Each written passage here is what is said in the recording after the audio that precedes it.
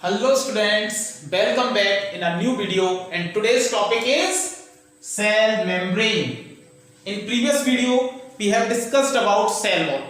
पिछली वीडियो में हमने सेल वॉल के स्ट्रक्चर, सेल वॉल का फंक्शन, ठीक है ना, कंपोजिशन, सारी चीजें डिस्कस कर चुके हैं हम लोग और वो वीडियो हमारी अपलोड हो चुकी है, आप उसको भी जाकर देख सकते हैं, ठीक है। और आज का टॉपिक है हमारा सेल मेम्ब्रेन, ठीक है ना बेटा, सेल मेम्ब्रेन। तो सेल मेम्ब्रेन की बात मैं स्टार्ट करता हूं कि भाई ये सेल मेम्ब्रेन चीज क्या है। तो उससे पहले आप एक चीज जान लें कि सेल मेम्ब्रेन को और किन किन नामों से जानते हैं, ठीक है ना। ये जो टॉपिक है, ठीक है ना, ये जो स्ट्रक्चर है सेल मेम्ब्रेन, ये आपको और किन किन नामों से मिल सकता है, ठीक है ना। एग्जाम में जब क्वेश्चन पूछा आता है तो जरूरी थोड़ी है वो इसी नाम से पूछेगा, हालांकि हम जानते हैं दो नाम तो बड़े कॉमन है, cell membrane and plasma membrane, बड़े कॉमन से नाम, ठीक है, हम जानते हैं दोनों चीजें एक ही हैं, ठीक है। यहां तक की बात हो गई हमारे पास। अब बात करें इसका एक और नाम है बेटा, प्लाज्मा लेमा। क्या बोलते हैं इसको? प्लाज्मा लेमा, ठीक है बेटा। और क्या बोला जाता है इसको? प्लाज्मा लेमा भी बोला जाता है। अच्छा जी, अब है क्या चीज ये सेल मेम्ब्रेन? ध्यान रखना, इस वीडियो के अंदर हम सेल मेम्ब्रेन का स्ट्रक्चर भी पढ़ेंगे, सेल मेम्ब्रेन के फंक्शन भी पढ़ेंगे, ट्रांसपोर्टेशन भी समझाएंगे। थोड़ा ट्रांसपोर्टेशन को थोड़ा कम टच करेंगे, मतलब एक लिमिटेड मैनर में, उसके बाद अपन को ट्रांसपोर्टेशन प्लांट्स के अंदर और डिटेल में उसको पढ़ना है, ठीक है। तो ये सारे टॉपिक्स अपन इस वीडियो के अंदर कवर करेंगे, ठीक है। तो सेल मेम्ब्रेन चीज क्या है, ठीक है ना, ये है क्या सेल मेम्ब्रेन, ठीक है। तो पहले अपन इसको समझते हैं कि भाई चीज क्या है ये।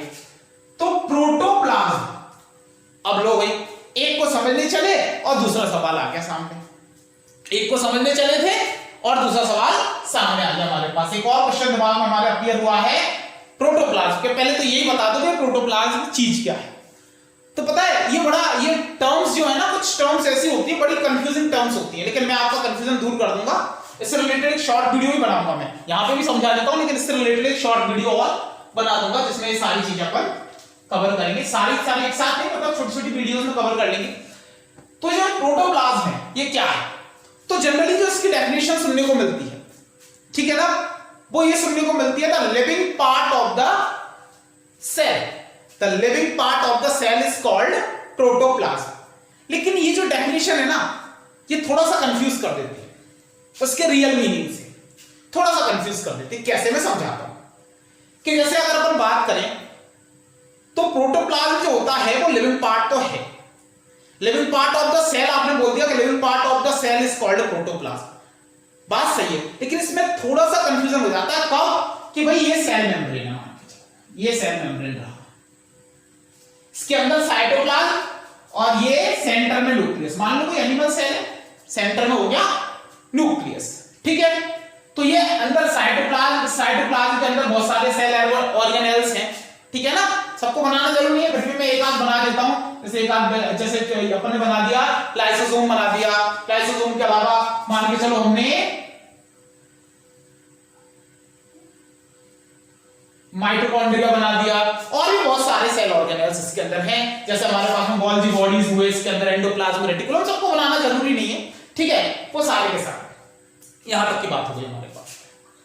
तो सेल मेम्ब्रेन के नीचे सॉरी अंदर क्या है? साइटोप्लाज्म भी है, ठीक है। किस किस के बीच में? सेल मेम्ब्रेन और न्यूक्लियस के बीच में क्या है?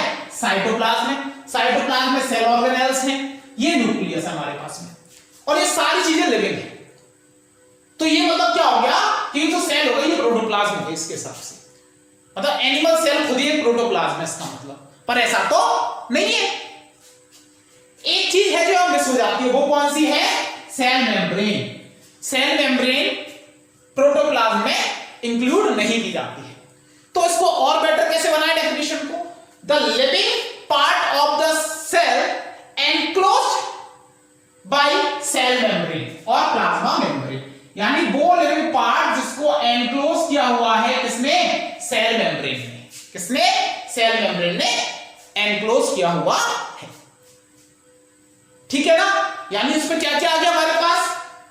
साइटोप्लाज्म आ गया, ठीक है। इसके अलावा सेल ऑर्गेनेल्स आ गए, ठीक है। इसके अलावा न्यूक्लियस आ गया। यानी प्रोटोप्लाज्म के अंदर कौन कौन सी चीजें आ गई हमारे पास? Cytoplasm, cell organelles, nucleus. Living part of the cell enclosed by plasma membrane और सेल मेम्ब्रेन।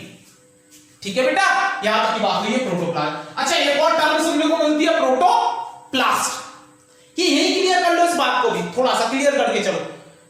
जो ये सेल वॉल वाले ऑर्गेनिजम्स होते हैं ना, जैसे हमारे पास फंगाई है, प्लांट सेल्स हैं, बैक्टीरियल सेल्स हैं, एल्गल सेल्स हैं, इनकी अगर सेल वॉल को हटा दो तो बचा कुचा जो भी है वो सब क्या है? Protoplast. Actual cell without cell wall, actual cell without cell wall is protoplast. यानी इसमें क्या क्या जाएगी? सेल मेम्ब्रेन भी उसके अंदर इंक्लूड हो जाएगी। पर अब एनिमल सेल के केस में तो ऐसा होगा ही नहीं, क्योंकि एनिमल सेल के केस में सेल वॉल होती नहीं है, जो हटाने की बात आए कहीं से भी। ठीक है ना? तो जैसे प्लांट सेल हो गई, फंगाई का सेल हो गई, फंगल सेल हो गई, बैक्टीरियल सेल हो गई, इनकी सेल वॉल को जब हटा दिया जाता है तो बचा हुआ जो स्ट्रक्चर होता है वो क्या होता है? प्रोटोप्लास्ट। ठीक है बेटा, तो ये प्रोटोप्लाज्म और प्रोटोप्लास्ट के बीच का डिफरेंस क्लियर हो गया होगा। हम अपने टॉपिक पे आते हैं। तो प्रोटोप्लाज्म, ठीक है ना, प्रोटोप्लाज्म ऑफ ऑल सेल्स। अब अगला क्वेश्चन यही से, ऑल सेल्स यानी दुनिया की ऐसी कोई सेल नहीं होगी बेटा जिसके पास में सेल मेम्ब्रेन ना हो। ठीक है ना, ध्यान रखना, हर सेल के पास मिलता है, चाहे वो प्लांट सेल हो, एनिमल सेल हो, फंगल सेल हो, बैक्टीरियल सेल हो, कोई भी हो, एल्गल सेल हो, जो भी मतलब जो भी सेल्स हैं, कोई भी सेल हो, हर सेल के पास में होगा सेल मेम्ब्रेन। तो protoplasm of all cells covered by a membrane. किस मेम्ब्रेन की बात की जा रही है? सेल मेम्ब्रेन की, सीधी सी बात है, covered by a membrane.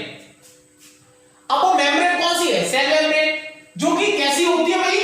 Selectively permeable, यानी मटेरियल्स का जो एक्सचेंज होता है, ठीक है ना, वो सेलेक्टिव मैनर में होता है। सेलेक्टिव यानी सेलेक्ट कर करके मटेरियल्स का एक्सचेंज होता है। इसको मैं डिटेल से डिस्कस करेंगे, ट्रांसपोर्ट जब समझाऊंगा तब इसको अपन डिटेल में डिस्कस करेंगे, कैसे सेलेक्ट कर करके मटेरियल्स का एक्सचेंज या ट्रांसपोर्ट होता है इससे।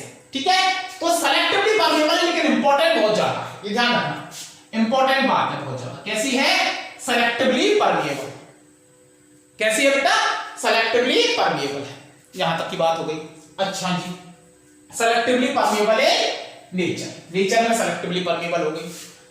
एंड लिविंग, यही तो कहानी थी। मैं कह रहा था ना, कंफ्यूज क्यों हो जाते हैं, क्योंकि जब कहते थे ना अपन कि the living part of the cell is called protoplasm, तो ये तो छूट गई ना, ये तो होती नहीं है। मतलब छूट क्या गई का मतलब है, ये तो होती नहीं है ना प्रोटोप्लाज्म के अंदर, ये तो इंक्लूड ही नहीं है, और लिविंग तो ये भी है। तो हमने इसको क्या कर दिया? प्रोटोप्लाज्म क्या है? The living part of the cell और the living matter of the cell enclosed by the cell membrane.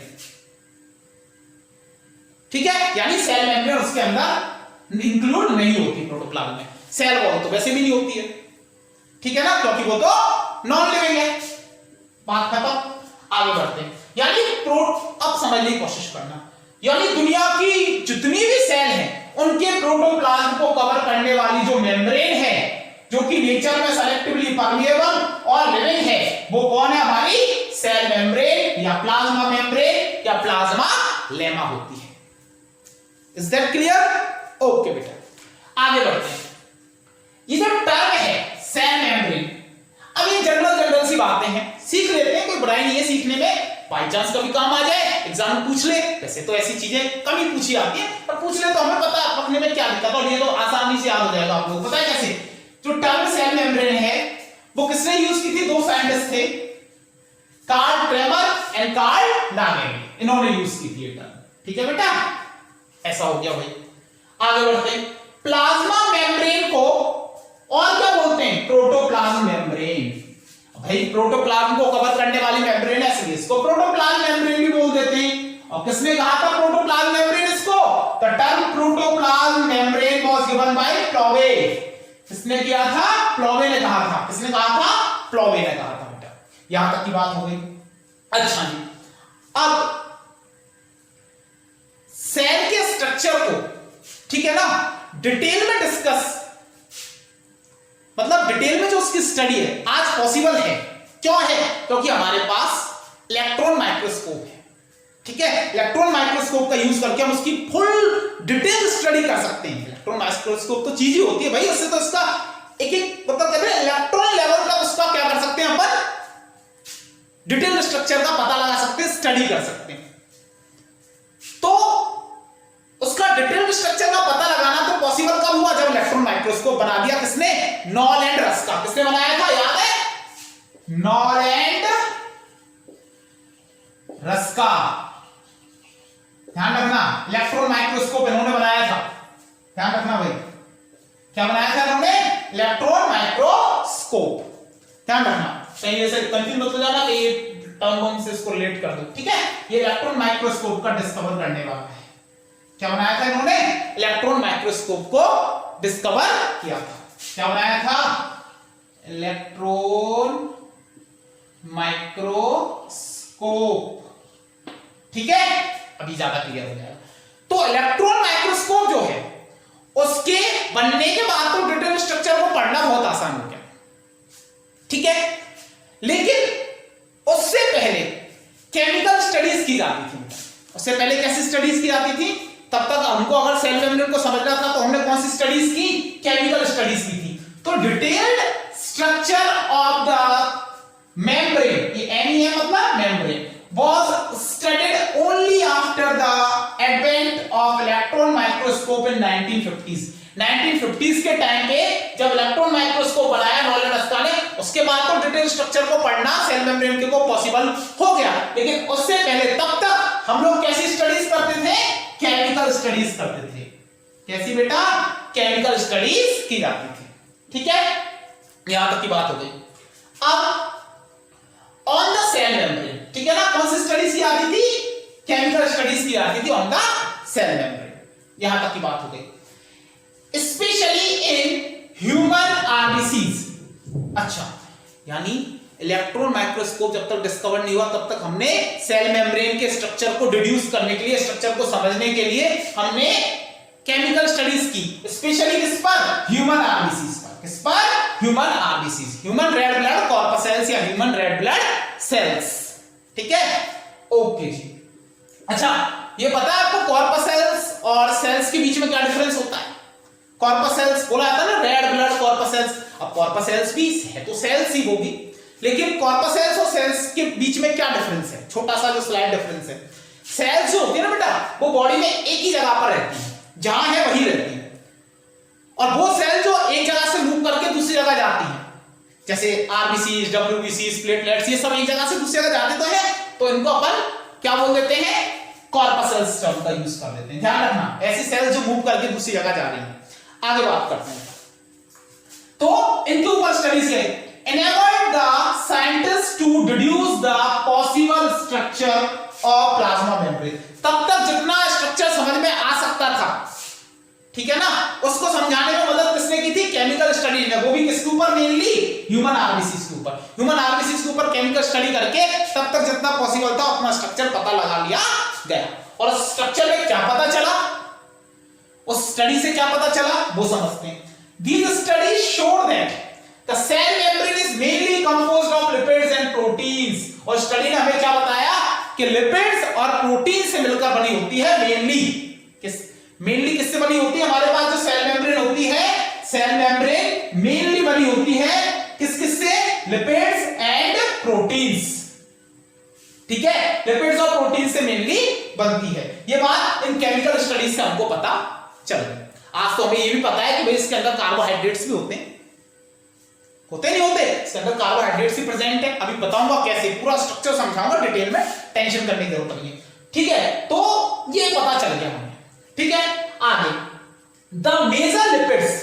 अच्छा जी, अब ये समझने की कोशिश करना कि भाई मेन कंपोनेंट्स कौन कौन बताए, लिपिड्स एंड प्रोटीन्स। पर लिपिड्स में से भी कौन से लिपिड थे, तो द मेजर लिपिड्स, जो मेजर लिपिड थे वो कौन से थे इसके अंदर, फॉस्फोलिपिड्स थे बेटा। कैसे थे, फॉस्फोलिपिड्स। बायोमॉलिक्यूल्स के अंदर बताऊंगा फॉस्फोलिपिड्स कैसे बनते हैं, उसके अंदर फॉस्फेट ग्रुप भी जुड़ा हुआ रहता है। किस तरीके से जुड़ेगा, जोड़ के समझा के पूरा समझाऊंगा, लेकिन कोई मतलब नहीं है उन चीजों का। अभी अपन यहां उसको डिस्कस करना चालू कर दे, मेन टॉपिक से अपन भटक जाएंगे। वैसे बहुत सारी टर्म्स आ जाती है बीच में, ठीक है। तो लिपिड्स में भी कौन सा मेन होता है, इसके अंदर मेजर कौन सा लिपिड होता है, फॉस्फोलिपिड होता है बेटा। और ये फॉस्फोलिपिड जो होता है वो बाई लेयर में अरेंज होता है। कैसे अरेंज होता है, बाई लेयर, यानी दो लेयर्स की फॉर्म में अरेंज होता है बेटा। ये इंपॉर्टेंट है एनसीईआरटी की लाइन, ध्यान रखना, ये यहां से एनसीईआरटी की लाइन स्टार्ट हो चुकी है हमारे पास में, ध्यान रखना है ना। तो ये तीनों लाइन एनसीईआरटी से ली गई, बाकी इंपॉर्टेंट तो ये भी है ना। ओके बेटा, तो ये जो लिपिड्स हैं, लिपिड्स और प्रोटीन से मिलकर बना होता है मेनली, तो ये जो लिपिड्स होते हैं, ठीक है ना, ये जो मेजर कौन से होते हैं, फॉस्फोलिपिड्स होते हैं, और कैसे अरेंज होते हैं, वो बाई लेयर की फॉर्म में, 2 लेयर्स की फॉर्म में अरेंज होते हैं। अभी उनका अरेंजमेंट करके दिखाऊंगा किस तरीके से उनका अरेंजमेंट होता है, पर कैसे अरेंज होते हैं, बाई लेयर की फॉर्म में। कैसे बेटा, बाई लेयर की फॉर्म में अरेंज होते हैं फॉस्फोलिपिड्स। क्लियर है यहां तक? अभी आप इसका इतना स्क्रीनशॉट ले लो या नोट आउट कर लो, ठीक है ना।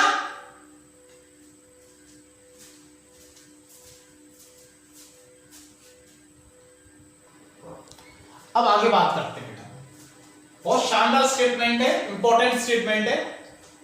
पीएम, पीएम मतलब प्राइम मिनिस्टर नहीं, plasma membrane. Plasma membrane is the absolute requirement, absolute requirement मतलब समझ में आ रहा है, होनी ही चाहिए। क्या है? एब्सोल्यूट रिक्वायरमेंट है फॉर ऑल लिविंग ऑर्गेनिजम्स, जितने भी कौन है, लिविंग ऑर्गेनिजम्स होंगे। Plasma membrane is the absolute requirement for all the living organisms. मैंने आपको पहले पिछली वीडियोस में ये बात बता रखी है, स्टेटमेंट्स डायरेक्टली पूछे जाते हैं, डायरेक्टली लिखा हुआ जाता है स्टेटमेंट। देखो मैं एक बात बताऊं बेटा, एक सिंपल सी चीज है कि चाहो तो बहुत सारी चीजें पढ़ा दो, ठीक है ना, बहुत ज्यादा पढ़ा दो, लेकिन उसमें से कुछ भी ना आए। सबसे मेन चीज क्या है, एनसीईआरटी की एक एक लाइन कवर होनी चाहिए, उसका डीप मीनिंग पता होना जरूरी है, और हल्का सा उससे एसोसिएटेड जो एक्स्ट्रा नॉलेज है, हाँ चलो कि यहां तक वो हाथ पैर मार सकता है एग्जाम वाला, तो वहां तक समझे, ना ज्यादा डिटेल में जाना है, पर एनसीईआरटी की लाइंस को तो कतई मिस नहीं करना हम लोग, ठीक है। तो उसी से रिलेटेड लाइन है, पीएम यानी plasma membrane is the absolute requirement for all the living organisms, होनी ही होनी चाहिए। क्यों होनी चाहिए?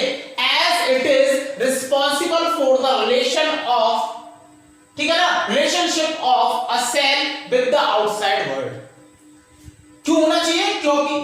क्यों मिलनी चाहिए प्लाज्मा मेम्ब्रेन सारे लिविंग ऑर्गेनिजम्स के पास में, ठीक है। क्यों जरूरी है सारे लिविंग ऑर्गेनिजम्स के लिए? इसलिए जरूरी है बेटा क्योंकि लिविंग ऑर्गेनिजम्स का जो आउटसाइड वर्ल्ड है उससे जो भी रिलेशनशिप होगा वो किसके थ्रू होगा? प्लाज्मा मेम्ब्रेन के थ्रू, ठीक है ना। यानी as it is responsible for the relationship of cell with the outside world. अरे हमारा रिलेशनशिप कह लो या हमारी सेल्स का रिलेशनशिप कह लो, हमारा जो रिलेशनशिप होगा, हमारा रिलेशनशिप मतलब हमारी सेल का रिलेशनशिप, ठीक है। सेल हम कनेक्टेड है, मान के चलो हमारा रिलेशनशिप की बात करें आउटसाइड वर्ल्ड के साथ, तो हम किससे बने हुए? सेल से। तो सेल का जो रिलेशनशिप होगा आउटसाइड वर्ल्ड से बाहर का जितना भी एनवायरनमेंट है उसके साथ में, वो किसकी मदद से होगा बेटा? प्लाज्मा मेम्ब्रेन की मदद से होगा। इसलिए इसका तो होना कंपलसरी है, होनी ही होनी चाहिए। यहां तक की बात हो गई, आगे की बात करते हैं। By the chemical investigation of plasma membrane.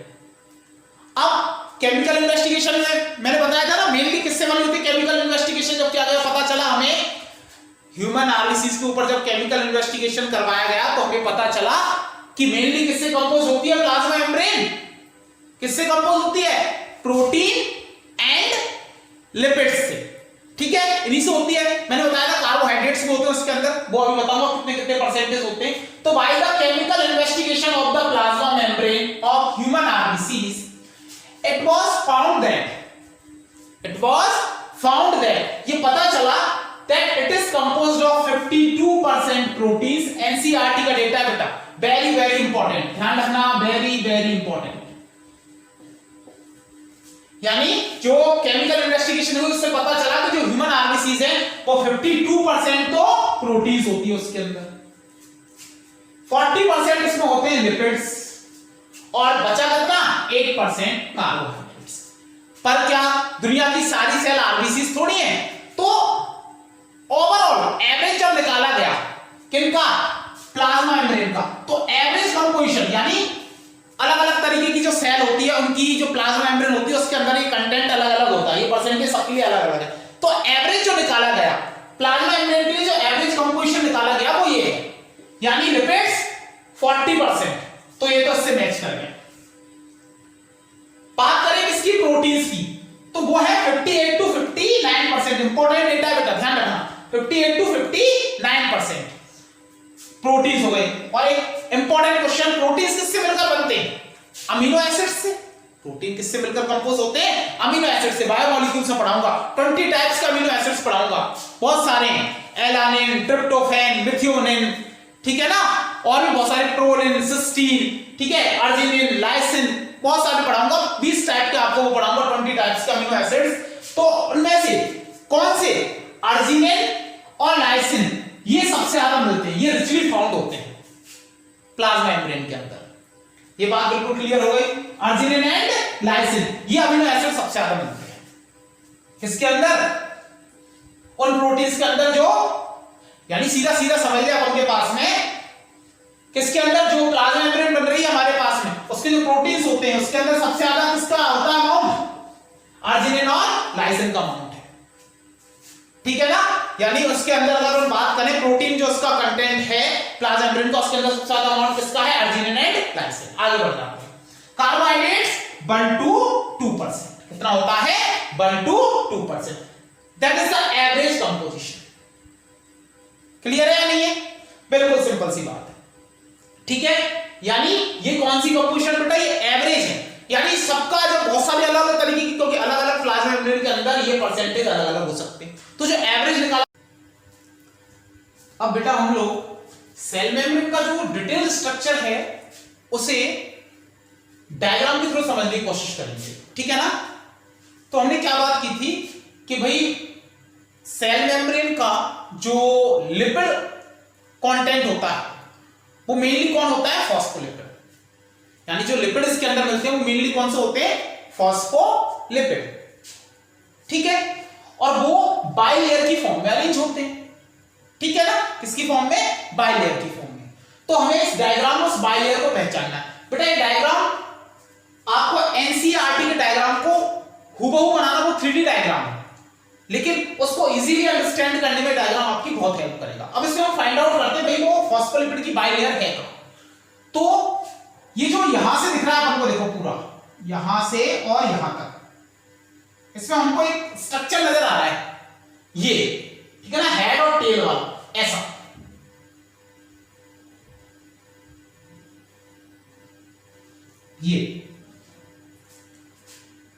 ये हमारे पास है फॉस्फोलिपिड के मॉलिक्यूल हैं जो फॉस्फोलिपिड बाइलेयर बना रहे हैं। तो देखो एक लेयर तो ये रही और एक लेयर ये रही, तो हो गई ना फॉस्फोलिपिड बाइलेयर। ये समझ में आया फॉस्फोलिपिड बाइलेयर क्या है? अब एक फॉस्फोलिपिड जो मॉलिक्यूल होता है बेटा, उसमें एक तो हेड होता है, क्या होता है? हेड, और 2 टेल होती है। कितनी होती है? 2 टेल होती है। इतना क्लियर हो गया। हेड जो होता है ना बेटा, वो नेचर में कैसा होता है? इसकी जो नेचर होती है, हेड की जो नेचर है, ये क्या लिख रहे हैं अपन इसकी? नेचर। ये कैसी होती है? हाइड्रोफिलिक, यानी पोलर, और क्या कह सकते हैं? Water loving.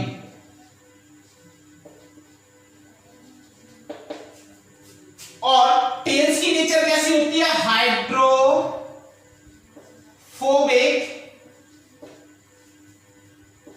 या फिर नॉन पोलर, और we can say water repelling. समझने की कोशिश करेंगे कि जो हेड पोर्शन है बेटा वो हाइड्रोफिलिक है। हाइड्रोफिलिक का मतलब इसको वाटर से प्यार है, ठीक है ना। यानी इसको क्या है?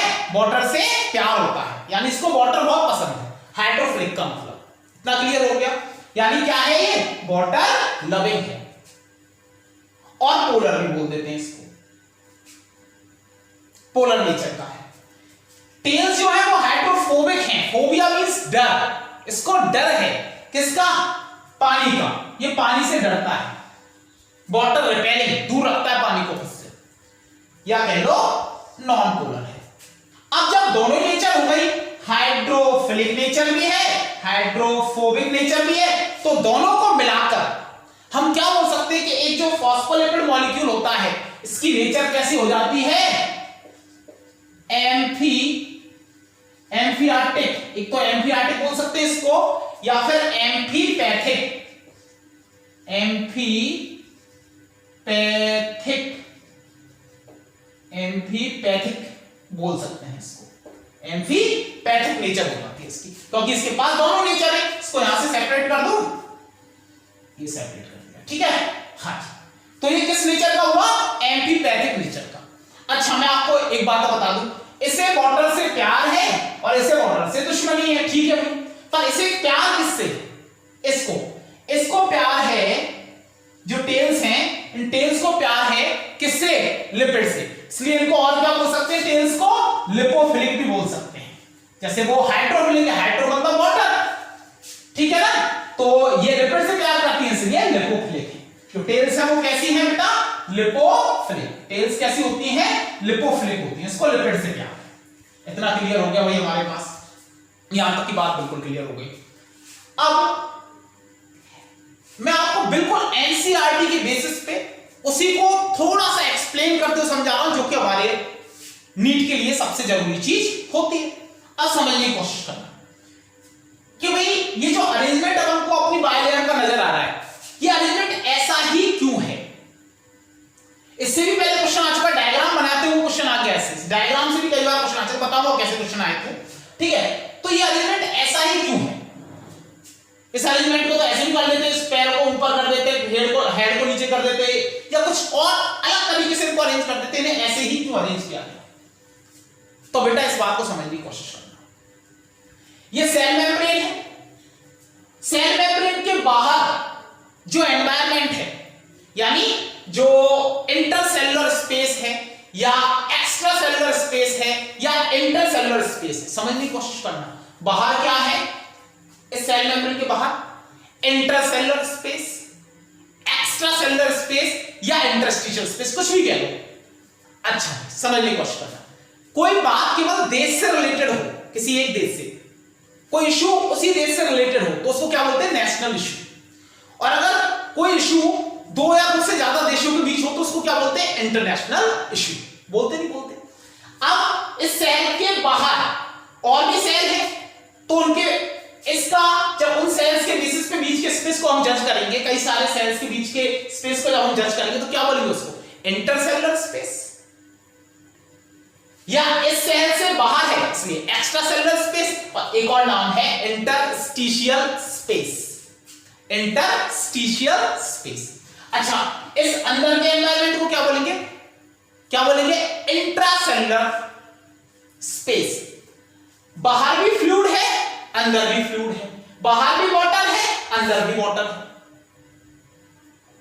अब ना तो इधर इसको वाटर टच होना चाहिए पैरों को, क्योंकि पैरों को तो कैसे है पैर? हाइड्रोफोबिक, और पैर पे जरा सा भी पानी लग गया तो प्रॉब्लम क्रिएट हो जाएगी। पैर में तो पानी, ये अपने पैर पानी में डुबोना ही नहीं चाहता, बिल्कुल पैरों को दूर रखना चाहता है पानी से। ये समझ लो वाटर से तो एलर्जी है इसको। अब अगर यूं रख दिया होता है इनके पैरों को तो भी मरना है इनका, तो पैर डूब जाते पानी में, एलर्जी है इनको तो नहीं। समझ में आ रही बात? और बाई चांस इनको ऐसे कर दिया होता, देखो नीचे वालों को ऐसे कर दिया होता तो पानी में डूब जाते पैर, ऊपर वालों को उल्टा ऐसे कर दिया होता तो पानी में डूब जाते पैर। तो दोनों बचे या नहीं बचे? तो इस एलिमेंट से क्या फायदा तो समझ में आ गया। हाइड्रोफोबिक जो टेल्स हैं, इनको वाटर से क्या किया सकता है? प्रोटेक्ट किया सकता है, वाटर के कांटेक्ट से इनको दूर किया सकता है इस तरीके के अरेंजमेंट से। अच्छा, इतना क्लियर हो गया। और जो हेड्स है हमारे पास में, तो एनसीईआरटी में तो लाइन भी दी हुई है, heads of phospholipid bilayer are arranged towards outside and tails are towards inner part और इनर साइड। यानी हेड्स आउटसाइड की तरफ क्या है? अरेंज है, और टेल्स इनर साइड की तरफ अरेंज है। अब आप कहोगे सर ऐसा तो कुछ नहीं है, ये आउटसाइड हो गया हेड, ये इनसाइड हो गया हेड। ऐसा नहीं बेटा, आपको इसे ऐसे नहीं मानना है। आप इसे ऐसे मानो, आप तो ऐसे एक रेक्टेंगल सा मान लो, यहां पे ऐसे एक रेक्टेंगल सा मान लो। अब बताओ बाहर कौन? हेड्स, और अंदर कौन? टेल्स। इज इट क्लियर और नॉट? क्लियर है ना? और बेनिफिट क्या है कि भाई टेल्स को हम क्या कर पाए? प्रोटेक्ट कर पाए, या एक तरीके से उनको दूर रख पाए। किनसे? वाटर के मॉलिक्यूल्स से। बेनिफिट भी पता चले, अच्छी बात है। यहां तक की बात हो गई। अब ये जो फॉस्फोलिपिड की बाइलेयर होती है ना बेटा, फॉस्फोलिपिड की जो ये बाइलेयर हमारे पास में हमको दिख रही है, ये लिपिड है। फॉस्फोलिपिड मतलब जिसमें फॉस्फेट ग्रुप हो। फॉस्फेट ग्रुप इस वाले पार्ट में होता है, हेड वाले पोर्शन में, ध्यान रखना किसमें होता है, हेड वाले पोर्शन के अंदर होता है। अच्छा जी, अब ये जो टेल्स है, टेल्स पे अपन को कुछ खास देखने को समझ में आ रहा है, कुछ खास, कुछ है ऐसे तिरछी तिरछी सी है और कुछ बिल्कुल स्ट्रेट है। तो जो टेल होती है ना बेटा, टेल जो होती है वो किसकी बनी होती है, फैटी एसिड। किसकी होती है, फैटी एसिड। और ये फैटी एसिड जो होता है हमारे पास में, ठीक है ना, किसकी बनी होती है हमारे पास, ये फैटी एसिड की। ये सैचुरेटेड हाइड्रोकार्बन भी हो सकता है, अनसैचुरेटेड हाइड्रोकार्बन भी हो सकता है। अगर सैचुरेटेड है तो हमने उसको स्ट्रेट से शो किया है, और अनसैचुरेटेड है तो उसको ऐसे तिरछा सा दिखाया है। इतना समझ में आ गया, ये बात बिल्कुल क्लियर है। अब आगे समझने की कोशिश करना कि भाई ये जो फॉस्फोलिपिड की बाइलेयर है ना उनके पास, ये क्वासी फ्लूइड नेचर की है, क्वासी फ्लूइड नेचर की, यानी इसके अंदर फ्लूइडिटी होती है। क्या होती है, इसके अंदर फ्लूइडिटी होती है। अब वो फ्लूइडिटी मेनली पता है किसकी वजह से होती है, फॉस्फोलिपिड जो टेल है हमारे पास में दो तरीके की हो सकती है, एक तो सैचुरेटेड, अनसैचुरेटेड हाइड्रोकार्बन वाली, सैचुरेटेड हाइड्रोकार्बन और अनसैचुरेटेड हाइड्रोकार्बन। इससे फ्लूइडिटी कम मिलती है, लेस फ्लूइडिटी, इससे फ्लूइडिटी ज्यादा मिलती है, मोर फ्लूइडिटी। तो मोर the unsaturated hydrocarbon the more will be the fluidity. ये बात समझ में आ गई, इससे ज्यादा फ्लूइडिटी मिलती है। अच्छा, ये क्वासी फ्लूइड है, हमको इतना बता दिया, यानी पार्शियली फ्लूइड है, पूरी तरीके से फ्लूइड नहीं है, पार्शियली फ्लूइड है। यानी ये जो लिपिड की जो बाइलेयर है ना, ये ऐसे हिलती रहती है, इधर उधर इधर उधर इधर उधर, इस तरीके से हिलती रहती है हमेशा ऐसे। और ये फ्लूइडिटी किसकी, अब ये फ्लूइडिटी जो है ये किसकी वजह से है, मेनली इस अनसैचुरेटेड वाले की तरफ से। इस ये जो सैचुरेटेड वाला है, ये लेस फ्लूइडिटी प्रोवाइड करता है। मेनली जो फ्लूइडिटी प्रोवाइड की जाती है अनसैचुरेटेड हाइड्रोकार्बन के द्वारा। फैटी एसिड दो तरीके हो सकते हैं, सैचुरेटेड हाइड्रोकार्बन, अनसैचुरेटेड। अगर सैचुरेटेड है तो लेस फ्लूइडिटी, इससे मोर फ्लूइडिटी।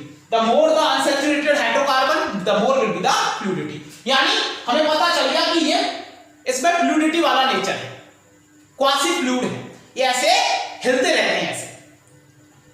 और इसकी इस नेचर की वजह से, इस क्वासी फ्लूइड नेचर की वजह से, it allows lateral movement of proteins. अब आप कहोगे सर प्रोटीन्स कहां है, प्रोटीन्स तो आपने समझा नहीं, ये प्रोटीन्स है बेटा, ये रहा प्रोटीन, ये रहा प्रोटीन, प्रोटीन, ठीक है ना। तो इसके अंदर प्रोटीन्स और होते हैं, ये बात हमें पहले बताई जा चुकी है, अभी इनको डिटेल में पढ़िए। तो इन प्रोटीन्स को ओवरऑल जो ये बाइलेयर है इसमें लैटरल मूवमेंट मिल जाता है। यानी जब ये फॉस्फोलिपिड बाइलेयर इधर हिलती है तो प्रोटीन इधर हिलती है तो प्रोटीन इधर, इस तरीके से लैटरल मूवमेंट, लैटरल मतलब साइडवेज, यानी साइडवाइज जो मूवमेंट होता है वो इसको मिल जाता है ओवरऑल लिपिड बाइलेयर के अंदर। और इसी को क्या माना जाता है, ये जो प्रोटीन्स का ओवरऑल लिपिड बाइलेयर के अंदर जो ये मूवमेंट है, लैटरल मूवमेंट, इसी को क्या कंसीडर किया जाता है, measure of fluidity. The lateral movement of proteins, ठीक है ना, throughout of the phospholipid bilayer is considered as measure of fluidity, ठीक है ना, मेजर ऑफ फ्लूइडिटी, इसी को फ्लूइडिटी माना जाता है इसकी। और ये फ्लूइडिटी प्रोवाइड किसने की, फॉस्फोलिपिड की बाइलेयर ने प्रोवाइड की। अच्छा भाई, इतनी बात क्लियर हो गई। तो फॉस्फोलिपिड के नाम पे क्या लिपिड के नाम पे क्या केवल फॉस्फोलिपिड ही है इसके पास, या कुछ और भी है लिपिड के नाम पे? तो बेटा एक चीज और है, कोलेस्ट्रॉल।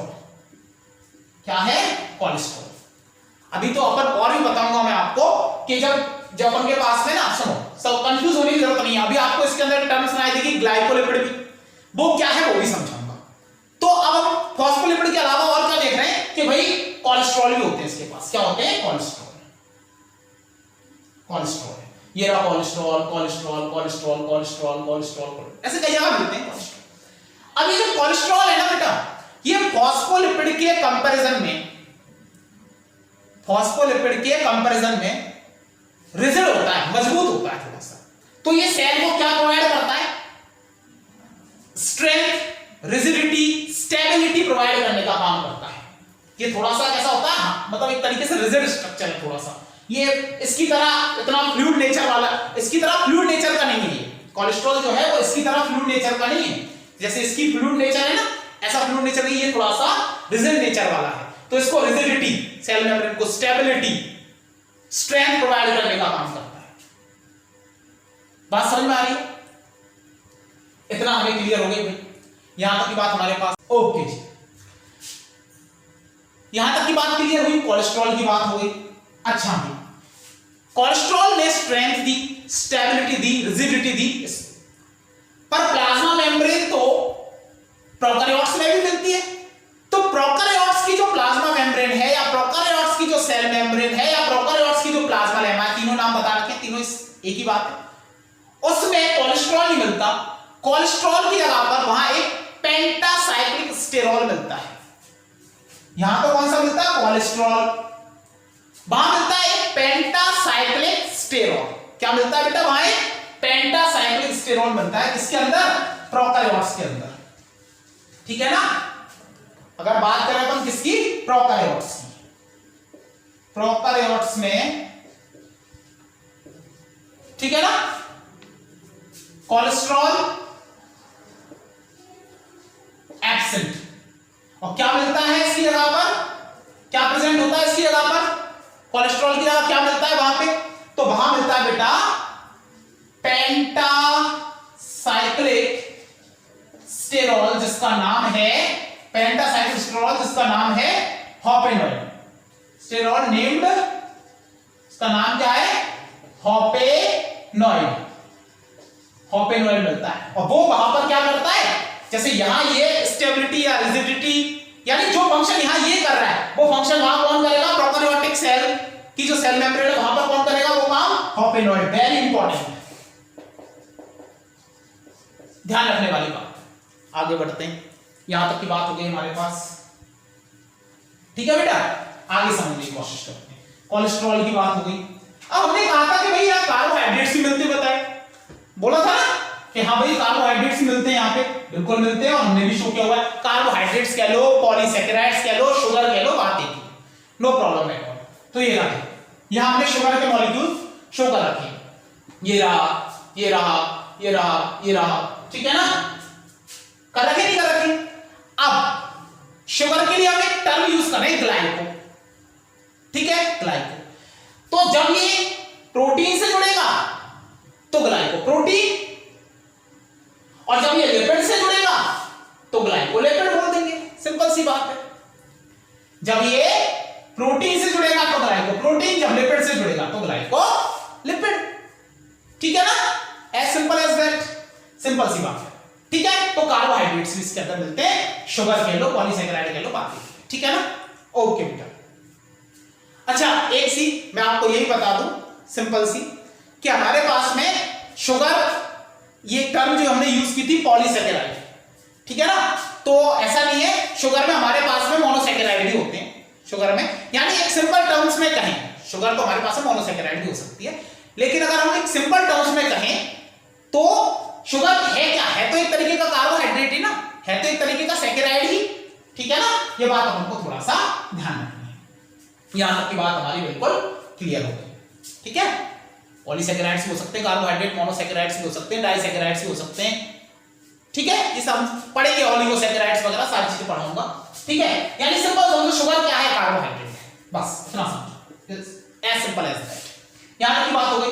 अब आगे बढ़ते हैं, ये भी प्रेजेंट है, ये ठीक है, यहां तक की बात हमारे पास में हो गई। आगे की बात करते हैं। तो अब प्रोटीन्स की थोड़ी सी बात कर लेते हैं कि जो मेम्ब्रेन है हमारे पास में, इसमें प्रोटीन्स भी हैं। तो प्रोटीन्स को ईज ऑफ एक्सट्रैक्शन के बेसिस पे, किसके बेसिस पे? Ease of extraction. आप लोग बिल्कुल निश्चित रहना है, जितनी बातें मैं बोल रहा हूं वो मैं आपको यहां बोर्ड पे लिखूंगा, उनको अगर पॉसिबल हुआ तो दोबारा समझा देंगे। ठीक है, नहीं तो फिर आप वहां से एक बार उसको आप स्क्रीनशॉट ले लेना या नोट आउट कर लेना, नो प्रॉब्लम। अभी समझना है केवल, इसी बोर्ड पे मैं आपको ये सारी चीजें लिख के दूंगा। ठीक है ना, नोट्स की फॉर्म में, नो प्रॉब्लम एट ऑल। अभी केवल समझने में फोकस करना है कि भाई ईज ऑफ एक्सट्रैक्शन के बेसिस पे, किसके बेसिस पे, ईज ऑफ एक्सट्रैक्शन के बेसिस पे प्रोटीन्स को दो पार्ट्स में डिवाइड किया जाता है। दो टाइप की होती है प्रोटीन, ठीक है ना, दो टाइप की प्रोटीन होती है। कौन कौन सी, एक तो होती है बेटा एक्सट्रिंसिक और दूसरी होती है इंट्रिंसिक, ठीक है, एक्सट्रिंसिक है इंट्रिंसिक प्रोटीन। एक्सट्रिंसिक को क्या बोल देते हैं, पेरिफेरल भी बोल देते हैं, पेरिफेरल, और इंट्रिंसिक को इंटीग्रल प्रोटीन्स भी बोल देते हैं। सिंपल सी बात है कि भाई ये ईज ऑफ एक्सट्रैक्शन क्या है, और ये आपने नाम बता दी, कैसे याद रहेंगे सर। ईज ऑफ एक्सट्रैक्शन मतलब निकालने में, बाहर निकालने में कितनी ताकत लगानी पड़ रही है, कम या ज्यादा। अब जो इंट्रिंसिक वाले होते हैं ना, इंटीग्रल वाले, वो या तो पूरी तरीके से एम्बेडेड होते हैं इसके अंदर, या तो कंप्लीटली एम्बेडेड होते हैं, या पार्शियली एम्बेडेड होते हैं, मतलब पार्शियली धसे हुए रहते हैं या कंप्लीटली धसे हुए रहते हैं, ठीक है। तो वो तो, और उनको निकालने में ज्यादा ताकत लगानी पड़ती है, ठीक है ना। तो वो तो कौन से हो जाएंगे हमारे पास, इंट्रिंसिक। और जो सुपरफिशियली यानी ऊपर ऊपर रखे हुए हैं, आराम से बाहर निकाल सकते हैं, इजीली एक्सट्रैक्ट कर सकते हैं, इजीली बाहर निकाल सकते हैं, वो कौन से हो जाएंगी, एक्सट्रिंसिक या पेरिफेरल हो जाएंगी। पेरिफेरल या एक्सट्रिंसिक, जैसे ये रहा सुपरफिशियल है, ऊपर ऊपर रखे हुए ऐसे, ठीक है ना, तो इनको आराम से निकाल सकते हैं, एक्सट्रिंसिक या पेरिफेरल। और ये अंदर तक धसे हुए, ये रहे देखो इंट्रिंसिक या इंटीग्रल प्रोटीन्स, ये पार्शियली धसे हुए, देखो इतना धसा हुआ, ये ऊपर से इतना धसा हुआ, तो एक्सट्रिंसिक पेरिफेरल हो गए, जिनको इजीली एक्सट्रैक्ट कर सकते हैं, ज्यादा मेहनत नहीं लगेगी। इंट्रिंसिक जिसमें ज्यादा मेहनत लगेगी, जो कि या तो कम धसे हुए या पूरी तरीके से धसे हुए, या तो थोड़े धसे हुए या पूरी तरीके से धसे हुए, और कई कई तो बिल्कुल आर पार होते हैं, ऐसे आर पार होते हैं बिल्कुल इस तरीके से, इनको बोलते हैं हमारे पास में। अब सुनो प्रोटीन्स के बारे में, आपको कंफ्यूज नहीं होना है, इनको बोलते हैं टनल प्रोटीन या ट्रांसमेम्ब्रेन प्रोटीन बोलते हैं, पूरी तरीके से आर पार होते हैं, देखो इधर से और उधर तक आर पार जा रहे हैं, टनल प्रोटीन या ट्रांसमेम्ब्रेन प्रोटीन बोलते हैं। क्या बोलते हैं इनको, टनल प्रोटीन या ट्रांसमेम्ब्रेन प्रोटीन। अभी हम बहुत सारी मेम्ब्रेन प्रोटीन्स के बारे में भी मैं आपको बताऊंगा कि मेम्ब्रेन के अंदर कई तरीके की प्रोटीन्स मैं आपको पढ़ाऊंगा। मैं आपको चैनल प्रोटीन पढ़ाऊंगा, मैं आपको कैरियर प्रोटीन पढ़ाऊंगा, मैं आपको पंप प्रोटीन पढ़ाऊंगा। जब अपन पढ़ेंगे क्या, जब हम पढ़ेंगे ट्रांसपोर्टेशन इन प्लाज्मा मेम्ब्रेन, इसी वीडियो लेक्चर के अंदर हम ये सारी चीजें डिस्कस करेंगे। यहां तक की बात बिल्कुल क्लियर है, ये हमारे पास में प्रोटीन्स की बात हो गई, ना क्लियर है बात, यहां तक की बात हमारे पास में रही। अच्छा जी, अब हमारे पास में आगे की बात करते हैं थोड़ा सा, ये सारी चीजें हमारी बिल्कुल एकदम क्लियर हो चुकी हैं। आप एक काम करें छोटा सा, ठीक है, आप ये डायग्राम जो है, इस डायग्राम को एक बार आप पूरी तरीके से नीट एंड क्लीन एकदम, ठीक है, इसको ड्रॉ करें।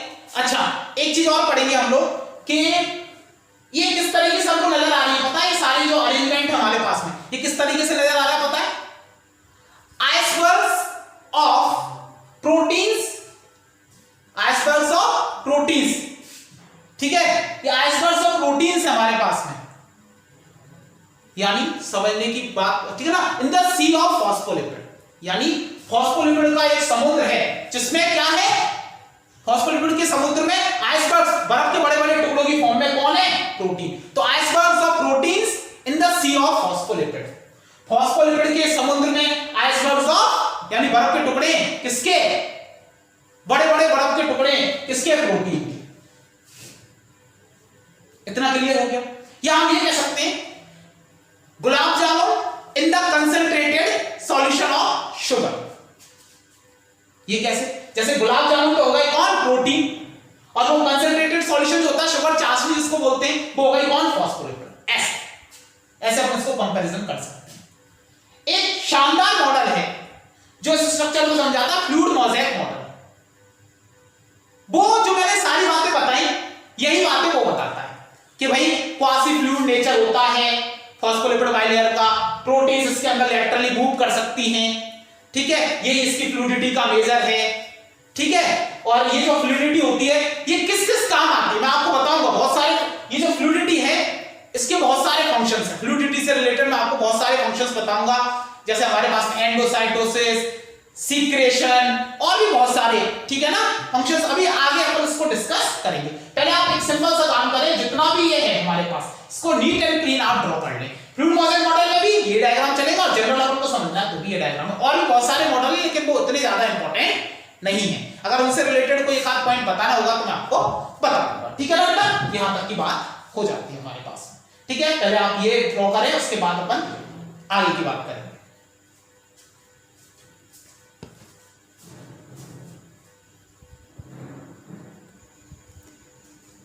अब आपको बेटा इन्हें नोट्स की फॉर्म में रखना है ये सारी चीजें, ठीक है ना। मतलब ये एनसीईआरटी की लाइंस को मैंने इस तरीके से मॉडिफाई कर दिया, जो एडिशनल इंफॉर्मेशन है वो इसी के अंदर ऐड कर दी। जैसे मैं आपको जल्दी जल्दी बता देता हूं, ज्यादा टाइम नहीं लूंगा। The lipids are arranged within the membrane with the polar कह लो या हाइड्रोफिलिक। अब बाहर तो कैसे दिया हुआ है, केवल पोलर दिया हुआ है या केवल ये दिया होगा हाइड्रोफिलिक, एक वर्ड, ठीक है। एनसीईआरटी हमने सारे जोड़ दिए, पोलर या हाइड्रोफिलिक या water loving heads towards the outer side, और हाइड्रोफोबिक या वाटर रिपेलिंग, ठीक है ना, या नॉन पोलर, ठीक है ना। चलो अच्छा हुआ यहां हमने एक वर्ड छोड़ दिया था, नॉन पोलर, ठीक है ना, वाटर रिपेलिंग। और क्या बोल सकते हैं अपन इसको, नॉन पोलर भी बोल सकते हैं। यहां पर non polar tails towards the inner side या इनर पार्ट। और इस अरेंजमेंट का बेनिफिट क्या है, ये अरेंजमेंट जो है वो इंश्योर करता है that the non polar tails, जो नॉन पोलर टेल्स है। अब एनसीईआरटी पता है क्या दिया हुआ है, एनसीईआरटी के अंदर दिया हुआ non polar tails of saturated hydrocarbons, केवल सैचुरेटेड हाइड्रोकार्बन्स दिया हुआ है वहां पर।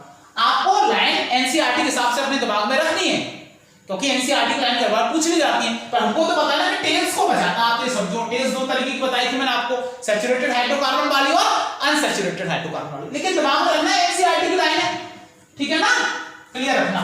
तो ये जो अरेंजमेंट है ये एंश्योर करता है कि जो नॉन पोलर टेल्स है, ठीक है ना, वो किससे बची रहेंगी, एक्वस एनवायरनमेंट से, ठीक है ना, protected from the aqueous environment से बचा के इसे रखा जाएगा।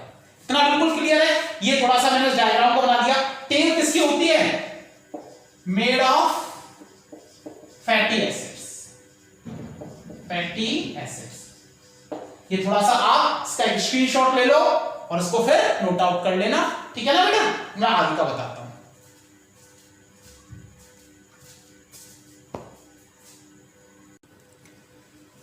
इसमें बस एक ही पॉइंट है जो आपको थोड़ा क्लियर करना है, बाकी तो आपको ये पढ़ते ही आपको समझ में आ जाएंगे दोनों पॉइंट्स का क्या मतलब है क्या नहीं है, पूरा तो पढ़ा चुके हैं, सारी चीज समझ में आएंगी 110%। इस पॉइंट को थोड़ा ध्यान से समझना। मेनली फॉस्फोग्लाइसराइड्स, ब्रैकेट में लिखा है phospholipid is found as lipid component, यानी लिपिड कंपोनेंट की अगर अपन बात करें सेल मेम्ब्रेन की तो कौन मिलता है, मेनली फॉस्फोलिपिड। पहले भी डिस्कस हो चुकी है, पर एनसीईआरटी में इसके लिए टर्म यूज की गई है फॉस्फोग्लाइसराइड्स। होता ही है, मतलब फॉस्फोग्लाइसराइड्स कह लो या फिर क्या कह लो, फॉस्फोलिपिड, बात एक ही होती है बेटा, है ना, तो घबराने की जरूरत नहीं, ठीक है ना। इसका स्क्रीनशॉट लो फिर नोट आउट करना है इसको, ठीक है ना, सिंपल नोट्स की फॉर्म में लेना है इन्हें।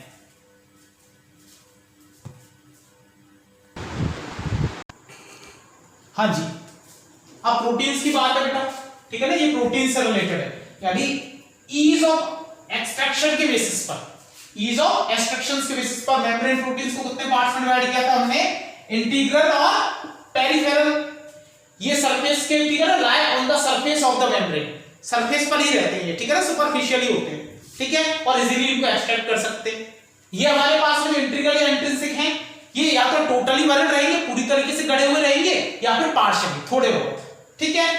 इनको इजीली रिमूव करना आसान नहीं है, इसलिए इनको, ठीक है ना, क्रूड मेथड्स यूज किए जाते हैं, जैसे ट्रीटमेंट ऑफ डिटर्जेंट, ठीक है ना, ट्रीटमेंट लाइक डिटर्जेंट्स, डिटर्जेंट से ट्रीट करके और फिर इनको बाहर निकाला जाता है। बहुत ज्यादा हार्ड मेथड्स यूज किए जाते हैं, ठीक है। अगर इंटीग्रल में प्रोटीन्स हैं वो आर पार जा रही हैं, किसके, बाइलेयर के, लिपिड बाइलेयर के, ठीक है ना, आर पार जा रही हैं, तो उसे हम क्या कहेंगे, टनल प्रोटीन या फिर ट्रांस मेम्ब्रेन प्रोटीन कहेंगे। बाकी आप इजीली इसको समझ सकते हो, कोई बहुत बड़ी बात नहीं है, ठीक है। हाँ, तो ये एक सिंपल सी चीज है। अच्छा, पिछले उसमें एक वर्ड यूज हुआ था एक्वस एनवायरनमेंट, जानते होंगे, सिंपल सी चीज है। एक्वस मींस वाटर रिलेटेड जो एनवायरनमेंट होता है बेटा, है ना, सिंपल सी बात है। इससे पहले एक वर्ड यूज हुआ था, सब जानते हो आप लोग,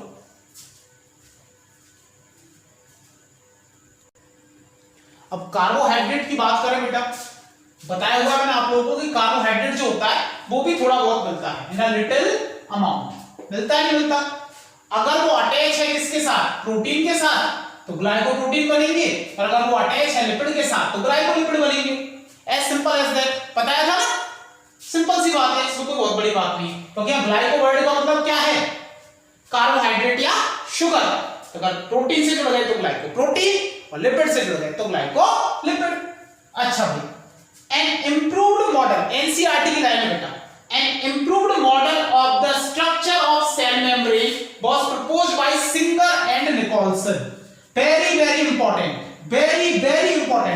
किसने, सिंगर और निकोल्सन ने एक इंप्रूव्ड मॉडल दिया, किसका, सेल मेम्ब्रेन के स्ट्रक्चर का, कब, 1972 में, और जो कि सबसे ज्यादा वाइडली एक्सेप्टेड है, सबसे ज्यादा जिसको माना जाता है, वाइडली एक्सेप्टेड, ठीक है ना, कैसा है, वाइडली एक्सेप्टेड है। कब दिया था, डेट इंपॉर्टेंट है, 1972 में। और उसको अगर अपन नाम दें, अपन क्या नाम देंगे, उन्होंने नाम दिया था, किस नाम से जाना जाता है उस मॉडल को, फ्लूइड मोज़ेक मॉडल। किस नाम से जाना जाता है बेटा, फ्लूइड मोज़ेक मॉडल के नाम से उसको जाना जाता है। Very important line, very important line. उस मॉडल को जो सिंगर और निकोल्सन ने दिया था 1972 में, जो कि वाइडली एक्सेप्टेड है सेल मेम्ब्रेन के स्ट्रक्चर के लिए, ठीक है, उसको क्या बोलते हैं, फ्लूइड मोज़ेक मॉडल। और ऑलमोस्ट वही सारी बातें थी जो हमने अभी उस सेल मेम्ब्रेन के स्ट्रक्चर में एक्सप्लेन की थी, वही बातें हमने एक्सप्लेन की थी जो कि किसमें कही गई थी, फ्लूइड मोज़ेक मॉडल में कही गई थी। तो हमने मान लो फ्लूइड मोज़ेक मॉडल पढ़ लिया जब वो स्ट्रक्चर पढ़ा था, नो प्रॉब्लम एट ऑल। उसी में मैंने बताया था ना, according to this quasi fluid nature of the lipid bilayer, lipid bilayer, जो लिपिड बाइलेयर होता है उसकी जो क्वासी फ्लूइड नेचर होती है, पार्शियली फ्लूइड जो नेचर होती है, वो क्या करती है, अलाउ करती है क्या, lateral movement of proteins with in the overall bilayer, पूरी बाइलेयर में, पूरी की पूरी जो फॉस्फोलिपिड की बाइलेयर है, ठीक है, उसमें प्रोटीन लेटरली मूव कर सकता है, क्योंकि फॉस्फोलिपिड जो बाइलेयर है वो कैसी है, क्वासी फ्लूइड नेचर के, तो वो हमेशा ऐसे ऐसे मूव करती रहती है, जिसकी वजह से जो प्रोटीन्स हैं वो भी पूरी की पूरी बाइलेयर के अंदर क्या कर सकते हैं, लेटरली साइडवेज क्या कर सकते हैं, मूव कर सकते हैं। और इसी को हम, और इसकी वजह से हम क्या कह सकते हैं कि फॉस्फोलिपिड बाइलेयर ने क्या प्रोवाइड की, फ्लूइडिटी प्रोवाइड की। और जो प्रोटीन्स की एबिलिटी है ना, the ability to move within the membrane, proteins की जो एबिलिटी है ना इस मेम्ब्रेन के विद इन मूव करने की, ठीक है, इसी को हम किसका मेजर। तो बेटा हमें इतना तो क्लियर हो गया कि जो प्रोटीन्स हैं उनका फॉस्फोलिपिड की जो बाइलेयर है, ठीक है ना, फॉस्फोलिपिड की जो बाइलेयर है उसके विद इन लेटरल मूवमेंट करने की जो ये एबिलिटी है, ये किस चीज का मेजर है, ये उसकी फ्लूइडिटी का मेजर है बेटा, किसका, फ्लूइडिटी का मेजर उसे माना जाता है, ठीक है ना, द एबिलिटी ऑफ, ठीक है ना, proteins to move within the phospholipid bilayer, overall जो उसका मूवमेंट है फॉस्फोलिपिड बाइलेयर के अंदर, ठीक है ना, उस लिपिड बाइलेयर के अंदर जो उसका ओवरऑल फॉस्फोलिपिड बाइलेयर के अंदर उसका जो मूवमेंट हो पा रहा है, लेटरल मूवमेंट जो हो पा रहा है, वो किसका मेजर है बेटा, फ्लूइडिटी का मेजर है, किसका मेजर है, फ्लूइडिटी का वो मेजर होता है। ये बात बिल्कुल क्लियर हो गई, सिंपल सी बात है। तो अब आगे चलते, सेल मेम्ब्रेन और प्लाज्मा मेम्ब्रेन में आगे बढ़ते। The fluid nature of the cell membrane is also important from the point of view of the function, यानी ये जो फ्लूइड नेचर है सेल मेम्ब्रेन की, ये फंक्शंस के पॉइंट ऑफ व्यू से भी इंपॉर्टेंट है, फंक्शंस जो है उसके पॉइंट ऑफ व्यू से भी क्या है, इंपॉर्टेंट। जो अब कैसे, मतलब कुछ ऐसे काम है, कुछ ऐसे फंक्शंस हैं जो कि पॉसिबल हो पा रहे हैं सेल मेम्ब्रेन की फ्लूइडिटी की वजह से। किससे, सेल मेम्ब्रेन की फ्लूइडिटी की वजह से कुछ काम है जो पॉसिबल हो पा रहे हैं। ये एनसीईआरटी की लाइन है, बेटा ध्यान रखना। तो यानी सेल मेम्ब्रेन की जो फ्लूइडिटी है वो फंक्शंस के लिए भी, कुछ फंक्शंस को कैरी आउट करने के लिए भी क्या है, जरूरी है। जैसे एनसीईआरटी में दिया हुआ है सेल ग्रोथ, सेल को ग्रो करना है, फ्लूइड नेचर होगी, उसके अंदर जो मैटर एक्यूमुलेट होगा सेल के अंदर, सेल का जो मास बढ़ेगा अंदर से, तो उसको फैलने के लिए जगह मिलेगी, फ्लूइड नेचर होगी तो ग्रोथ में हेल्प करेगी, नहीं करेगी, फ्लूइड नेचर तो ग्रोथ में हेल्प करती है। पहली बात तो ये हो गई। Formation of intercellular junction, simple सी बात बताऊं मैं आपको, इंटरसेलुलर जंक्शंस, बहुत सारे इंटरसेलुलर जंक्शंस हम पढ़ेंगे, ठीक है ना, अभी नहीं इस टॉपिक के अंदर नहीं, लेकिन बाद में हम लोग डिस्कस करेंगे इंटरसेलुलर जंक्शंस के बारे में। यानी आसपास की जो सेल्स है उनमें आपस में कनेक्शंस बनाना, जंक्शंस बनाना उनके बीच में। ये भी किसकी वजह से पॉसिबल है बेटा? ये भी पॉसिबल हमारे पास में सेल मेम्ब्रेन की फ्लूइडिटी की वजह से। जैसे एक सिंपल सा एग्जांपल दूं, दो जो एडजेसेंट प्लांट सेल्स होती हैं, ठीक है, उनके बीच में प्लाज्मोडेस्माटा बनता है। किसके लिए? कम्युनिकेशन के लिए, आपस में कम्युनिकेशन के लिए, आपस में कनेक्शन के लिए उनके बीच में क्या बन जाता है? प्लाज्मोडेस्माटा बन जाता है। क्या बन जाता है? प्लाज्मोडेस्माटा, सिंगुलर बोलते हैं प्लाज्मोडेस्मा। बताया था ना मैंने। अब वो कैसे पॉसिबल हो पाता है? यानी सिंपल सी बात है, मैं आपको एक सिंपल सा वो समझा देता हूं। जैसे मान के चलो ये सेल वॉल हो गई, ये क्या हो गई? सेल वॉल, ठीक है ना, ये सेल वॉल हो गई। थोड़ा सा इसको ऐसे समझ लो, थोड़ा ज्यादा नहीं जाएंगे इसके अंदर, बाद में पूरा समझना है। ट्रांसपोर्टेशन प्लांट्स के अंदर पूरा समझाऊंगा, ट्रांसपोर्टेशन प्लांट्स के अंदर सिम्प्लाज्मिक पाथवे, एपोप्लाज्मिक पाथवे पूरा डिटेल में पढ़ेंगे, ठीक है। तो ये सेल वॉल हो गई, एक कोई सेल है उसकी सेल वॉल हो गई, ये उसकी सेल मेम्ब्रेन हो गई, ठीक है जी। यहां तक की बात हो गई हमारे पास में, है ना। अब इधर से ये दूसरी जो सेल है उसकी सेल मेम्ब्रेन हो गई, जो दूसरी सेल है उसकी क्या हो गई? ये सेल मेम्ब्रेन हो गई।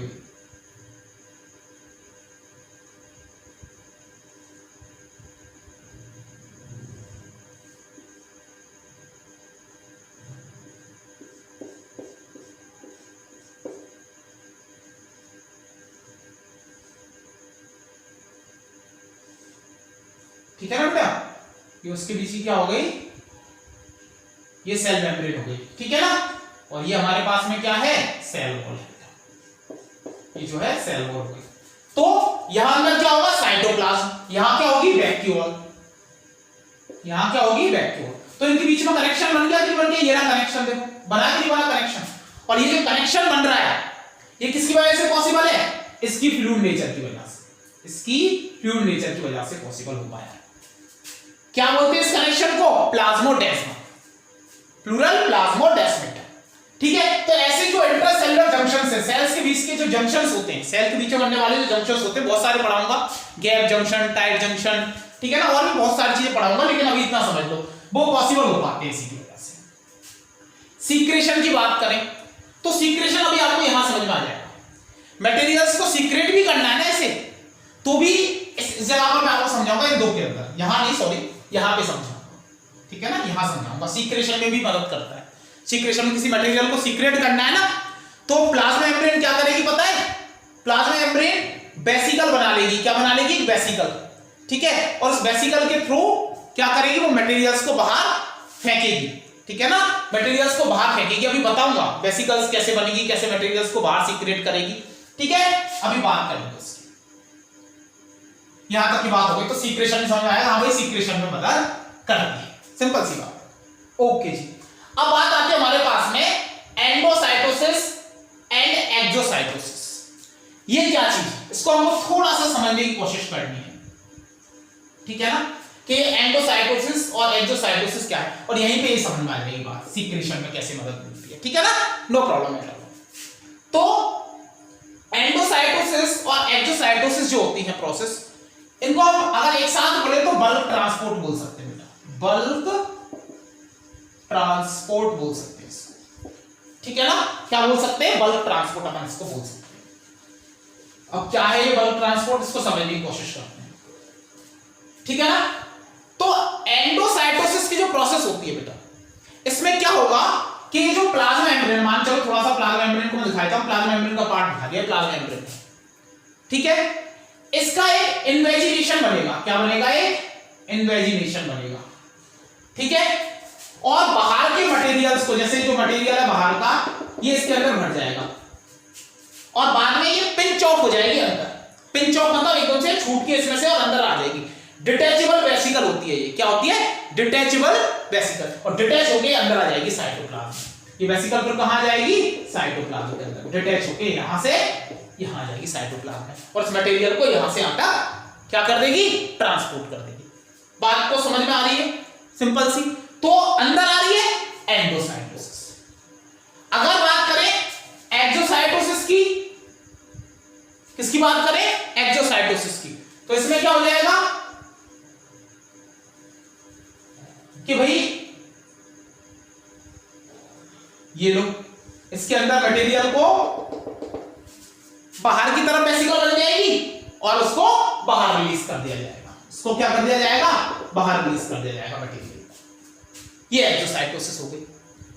पर अब हमें समझनी है इस बात को, सिंपल सी, एक सिंपल सी बात हमको ये समझनी है बेटा कि जो प्रोसेस है पूरी की पूरी, ठीक है ना, बल्क ट्रांसपोर्ट की जो प्रोसेस है, इसको हम थोड़ा सा डिटेल में लेके चलेंगे, ठीक है ना, थोड़ा सा डिटेल में लेंगे, ज्यादा नहीं, थोड़ा डिटेल में समझेंगे।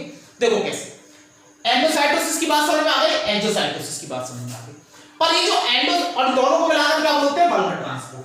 पर ये जो एंडोसाइटोसिस है, ठीक है ना, एंडोसाइटोसिस की जो प्रोसेस है, प्लाज्मा मेम्ब्रेन की जो ये इन्वेजिनेशन है, इन्वेजिनेशन यानी अंदर की तरफ जो इन्वेजिनेशन बन रही है, इससे वेसिकल फॉर्म हो रही है, ठीक है ना, और उस वेसिकल में से मटेरियल जो है वो अंदर की तरफ आ रहा है, एंडोसाइटोसिस, बाहर जा रहा है तो एक्सोसाइटोसिस। इतना तो हमें समझ में आ गया। पर जो ये एंडोसाइटोसिस की जो प्रोसेस है, कौन सी? एंडोसाइटोसिस की जो ये प्रोसेस है, ये दो तरीके की होती है बेटा। कितने टाइप की होती है? दो टाइप की होती है, ठीक है ना, ये दो टाइप की होती है जो एंडोसाइटोसिस की प्रोसेस है। एक सेकंड मार्कर चेंज कर ले, दूसरा ले ले। यस, हाँ जी। तो एंडोसाइटोसिस की जो प्रोसेस है, ये दो तरीके से पॉसिबल है। कौन कौन सा? एक तो है पिनोसाइटोसिस और एक है फैगोसाइटोसिस। सिंपल सी बात है, पिनोसाइटोसिस और फैगोसाइटोसिस। अच्छा, बात करते हैं। पिनोसाइटोसिस जो होता है इसको बोलते हैं बेटा सेल ड्रिंकिंग। क्या बोलते हैं इसको? Cell drinking. और फैगोसाइटोसिस जो होता है इसको बोलते हैं सेल ईटिंग। अच्छा जी, तो ड्रिंकिंग से ही समझ में आ गया, इसमें जिस भी मटेरियल को लिया जाएगा, ठीक है ना, वो फ्लूइड की फॉर्म में होगा। Fluid is taken up, fluid लिया जाता है, ठीक है, और इधर क्या लिया जाएगा? Solid particles are taken up, solid particles are taken up. Simple सी बात है, यहां सॉलिड पार्टिकल तो ईटिंग, और यहां पर फ्लूइड जो फ्लूइड मटेरियल, इसलिए ड्रिंकिंग। अच्छा, जो फ्लूइड मटेरियल्स होते हैं, कौन से फ्लूइड मटेरियल्स को लिया जाता है? ये ना हायर मॉलिक्यूलर वेट वाले फ्लूइड मटेरियल्स होते हैं, जैसे कोई प्रोटीन हो सकता है, अमीनो एसिड हो सकता है, फैट हो सकता है, इनको लिया जाता है इसके। और वो किसकी फॉर्म में आते हैं? एक फ्लूइड की फॉर्म में आते हैं। किसकी फॉर्म में आते हैं? फ्लूइड की फॉर्म में, ठीक है ना, एक ग्लोब्यूल सा बन जाता है उससे। क्या बन जाता है? ग्लोब्यूल सा। इसकी बात कर रहा हूं, इसमें इसकी बात कर रहा हूं पिनोसाइटोसिस में। हायर मॉलिक्यूलर वेट वाले मटेरियल्स जैसे कि प्रोटीन्स, अमीनो एसिड्स, ठीक है ना, और भी ले सकते हैं अपन के पास में, जैसे फैट्स, ठीक है, और लिपोप्रोटीन्स वगैरह, ये जो चीजें हैं ये फ्लूइड की फॉर्म में आते हैं। और वो फ्लूइड जो है वो किसकी फॉर्म होता है? ग्लोब्यूल बन जाता है। क्या बन जाता है? ग्लोब्यूल सा बन जाता है। क्या बन जाता है बेटा? ग्लोब्यूल सा बन जाता है। ऐसे ग्लोब्यूल की फॉर्म में आती है, ठीक है ना, एक ग्लोब्यूल की फॉर्म में आती है। सिंपल सी बात है। और वो जो ग्लोब्यूल है, ठीक है ना, वो ग्लोब्यूल एक वेसिकल के अंदर बंद हो जाता है। किसके अंदर बेटा? एक वेसिकल के अंदर बंद हो जाता है। और ये जो वेसिकल बनती है हमारे पास में, ये इसको लेकर जो ये वेसिकल बनती है हमारे पास में, इस वेसिकल को अपन क्या बोलते हैं? इस वेसिकल को बोला जाता है pinocytic vesicle. Pinocytic vesicle, pinosome, इसको बोला जाता है, ठीक है, एक ग्लोब्यूल की फॉर्म में ये, ठीक है ना, अंदर आ जाता है। तो एक तो ये हो गया भाई हमारे पास सेल ड्रिंकिंग हो गई ये तो, ठीक है। अब घबराने की बिल्कुल जरूरत नहीं है कि हमारे पास में सर ये स्ट्रक्चर तो ऐसा लग रहा है जैसे सॉलिड है, केवल समझना है, ठीक है ना, केवल समझने की कोशिश करनी है। फ्लूइड की फॉर्म में आ रहा है, एक ग्लोब्यूल सा स्ट्रक्चर बन जाता है, ठीक है ना, बस इतना ध्यान दो। तो क्या बोलेंगे उसको? पिनोसाइटिक वेसिकल या पिनोसोम की फॉर्म में। किसकी में? पिनोसाइटिक वेसिकल या पिनोसोम की फॉर्म में अंदर आ जाता है, ठीक है बेटा, यहां तक की बात हो गई। ऐसे ही फेगोसाइटोसिस में क्या होता है भाई, फेगोसाइटोसिस में सॉलिड पार्टिकल्स आते हैं। क्या आते हैं? सॉलिड पार्टिकल्स, ठीक है ना। और ये जो सॉलिड पार्टिकल्स हैं, ये सॉलिड जो पार्टिकल्स हैं, यहां से कुछ भी हो सकता है। यहां पर हमारे पास में सॉलिड पार्टिकल्स की कुछ भी हो सकता है, कोई पैथोजन हो सकता है, कोई फॉरेन पार्टिकल हो सकता है, ठीक है ना, कुछ भी हो सकता है यहां पर ये, और इसको अंदर ले लिया जाता है। और ये जो हमारे पास में बनती है, जैसे एक सिंपल सा बताओ, एक सिंपल सा एग्जांपल, अमीबा का देख लो, अमीबा का देख लो, और भी बेटर है। जैसे मान के चलो अमीबा कैसे खाना खाता है, इसी प्रोसेस से खाना खाता है, फेगोसाइटोसिस। कैसे? अमीबा में स्यूडोपोडिया बन जाते हैं, नहीं बन जाते हैं? ये मान के चलो एक इसका फूड मटेरियल है, तो ये फूड मटेरियल धीरे धीरे धीरे, ये क्या है? स्यूडोपोडिया। क्या है बेटा? ये स्यूडोपोडिया। ये स्यूडोपोडिया इसको पकड़ लेते और इसको एंगल्फ कर लेंगे अंदर। क्या कर लेंगे? इसको एंगल्फ कर लेंगे अंदर। कर गए? नहीं कर गए? तो एक सॉलिड पार्टिकल को, ठीक है, अंदर तक, लार्ज सॉलिड पार्टिकल्स को ये अंदर की तरफ ले जाते हैं, ठीक है ना, और ले जाते हैं अंदर की तरफ। अब इनमें लार्ज का मतलब तो आप समझ रहे हो, इनमें लार्ज का मतलब क्या है? अरे मॉलिक्यूलर लेवल पे लार्ज होने का मतलब आप समझते हो। यहां लार्ज का मतलब ये नहीं पत्थर को ले जाएगा अंदर, ठीक है ना, वो अंदर ले जाने में इसकी मदद करता है। तो सॉलिड को लेके गया, तो ये क्या हो गया? सेल ईटिंग हो गई, नहीं हो गई? अमीबा ने खाना खाया, नहीं खाया? किसका यूज करके? अपने स्यूडोपोडिया। पढ़ा रखे सिंपल, आपको बहुत छोटी छोटी क्लास में पढ़ रखी है। स्यूडोपोडिया कह लो, नकली पैर, फॉल्स फीट बोलते हैं, ये बनाए थे ना अभी, फॉल्स फीट, इनसे पकड़ लेता है। ये मूवमेंट में भी मदद करते हैं, चलने में भी, और ऐसे फूड को पकड़ने में भी। तो ये जो बना हमारे पास में, ये क्या बनी? फूड वैक्यूल या फेगोसाइटिक वैक्यूल। फूड वैक्यूल कह लो या फेगोसाइटिक वैक्यूल कह लो, क्या कह सकते हैं आप इसको? फूड वैक्यूल, फेगोसाइटिक वैक्यूल भी कह सकते हैं, वैक्यूल भी आप कह सकते हैं इसको, ठीक है। और क्या बोल सकते हैं? फेगोसोम बोल सकते हैं, जैसे उसको प्रोनोसोम बोला था पहले, फेगोसोम, ठीक है जी। यहां तक की बात हो गई हमारे पास, ऐसे होता है। तो सेल ईटिंग और सेल ड्रिंकिंग समझ में आ गई। तो ये पता है प्रोटोजोन्स, जो प्रोटोजोआ होते हैं ना, प्रोटोजोन्स जो होते हैं, उनके अंदर ये प्रॉपर्टी मिलती है, सेल ईटिंग की ये वाली प्रॉपर्टी। कौन सी? फेगोसाइटोसिस वाली। और भी आपने खूब सुना होगा, हमारी जो ल्यूकोसाइट्स होती हैं, डब्ल्यूबीसीज, उनमें भी ये प्रॉपर्टी मिलती है। हमारी जो ल्यूकोसाइट्स हैं, ठीक है ना, हम ह्यूमंस की बात कर रहा हूं, मैं तो कह रहा हूं अपन के पास में, जैसे ह्यूमंस को क्या, ह्यूमंस के अंदर देख लो, ठीक है ना, मेटाजोआ के जो मेंबर्स होते हैं, मेटाजोआ के जो मेंबर्स होते हैं, मेटाजोआ में हम सब आ जाते हैं, फिशेस आ जाती हैं, पीसीस ग्रुप आ जाता है, ठीक है ना, एम्फीबियंस आ जाते हैं, रेप्टाइल्स आ जाते हैं, बर्ड्स आ जाते हैं, मैमल्स, और भी बहुत सारे आते हैं। अभी आपको समझाने का, क्योंकि मैं क्लासिफिकेशन नहीं पढ़ा रहा हूं, तो समझ लो। हम हमारे अंदर जो ल्यूकोसाइट्स होती हैं, व्हाइट ब्लड सेल्स, उनके अंदर भी ये प्रॉपर्टी मिलती है, सेल ईटिंग की, फेगोसाइटोसिस। रेटिकुलर सेल्स होती हैं, रेटिकुलर सेल्स के अंदर भी ये प्रॉपर्टी अपन को देखने को मिलती है। स्प्लीन में मिलती है, कौन सी? रेटिकुलर सेल्स, स्प्लीन के अंदर, वो भी इसी प्रॉपर्टी का यूज करती है। आगे पढ़ाया जाएगा आपको कौन सी? रेटिकुलर सेल्स, पर इंपॉर्टेंट बात है, स्प्लीन के अंदर कौन सी? Reticular cells. और मेटाजोआ, जो अब तो फिलहाल हमारी समझ लो, मेटाजोआ में हम लोग भी तो आते हैं, ठीक है, उनके अंदर जो ल्यूकोसाइट्स होती हैं, डब्ल्यूबीसीज, उनमें भी एक प्रोसेस देखने को अपन को मिल जाती है बेटा। तो ये हमारे पास में इतना समझ में आ गई बात कि किस तरीके से पूरा प्रोग्राम चलता है हमारे पास में, ठीक है जी। यहां तक की बात हो गई हमारे पास। तो अभी आप एक काम करो बेटा, सिंपल सा, कि ये चीज आपको समझ में तो आएगी होगी, जो डायग्राम्स वगैरह है वो बीच में जो अपन के पास गए वो आप बना लेना अपने हिसाब से, ठीक है। अब आप जितना जो है स्क्रीनशॉट लेना चाहो तो स्क्रीनशॉट लो, या नोट आउट करना है तो इसको नोट आउट कर लो, ठीक है ना। तो ये हमारे पास में, अब आप समझ गए ये डायग्राम किसका है, बताइए हमें, ठीक है। फिर मैं आगे की बात करता हूं, चलो इसी में समझ लेते हैं। फिलहाल तो सिंपल सी बात रही है सेल डिवीजन। तो सेल डिवीजन में कैसे हेल्प करती है? आप जब 9th क्लास में पढ़ते थे, आपने एक प्रोसेस पढ़ी होगी सेल डिवीजन के टाइम पे, कि सेल डिवीजन के जो स्टेप्स आते हैं, जैसे कैरियोकिनेसिस आता है, न्यूक्लियस टूटता है उसके अंदर, फिर साइटोकिनेसिस भी तो होता है, ठीक है ना। साइटोप्लाज्म 2 भागों में बढ़ जाता है, 2 पार्ट्स में डिवाइड हो जाता है। तो एनिमल सेल्स में जो साइटोकिनेसिस होती है वो कैसे होती है, कौन सी प्रोसेस होती है? क्लीवेज प्रोसेस से। कौन सी? क्लीवेज मेथड से। क्लीवेज मेथड क्या है? जैसे मान के चलो ये कोई सेल है, ठीक है ना, तो ये सेल पता है क्या होगा? न्यूक्लियस तो 2 बन गए, न्यूक्लियस तो 2 बन गए, अब इस साइटोप्लाज्म को 2 पार्ट्स में डिवाइड करना है, तो यहाँ पे एक फरो डेवलप हो जाएगी, फरो मेथड भी बोल देते हैं, क्लीवेज मेथड भी बोल देते हैं, एक फरो डेवलप हो जाएगी और ये फरो फिर धीरे धीरे धीरे धीरे डीप होती जाएगी और डीप हो जाएगी, ठीक है, और डीप हो जाएगी और अल्टीमेटली ये दो सेल के अंदर ये डिवाइड हो जाएगा, ठीक है ना, दो सेल्स के अंदर। ये भी पॉसिबल हो पाया किसकी वजह से, फ्लूइड नेचर की वजह से, तो सेल डिवीजन में भी ये मदद करता है। तो ये पूरी बात हमारे पास में एकदम क्रिस्टल क्लियर होनी चाहिए। बेटा वीडियो थोड़ा लंबा होगा लेकिन सारी चीजें एकदम क्लियर हो जाएंगी आप लोगों की, सारी चीजें, तो नो प्रॉब्लम एट ऑल, ठीक है।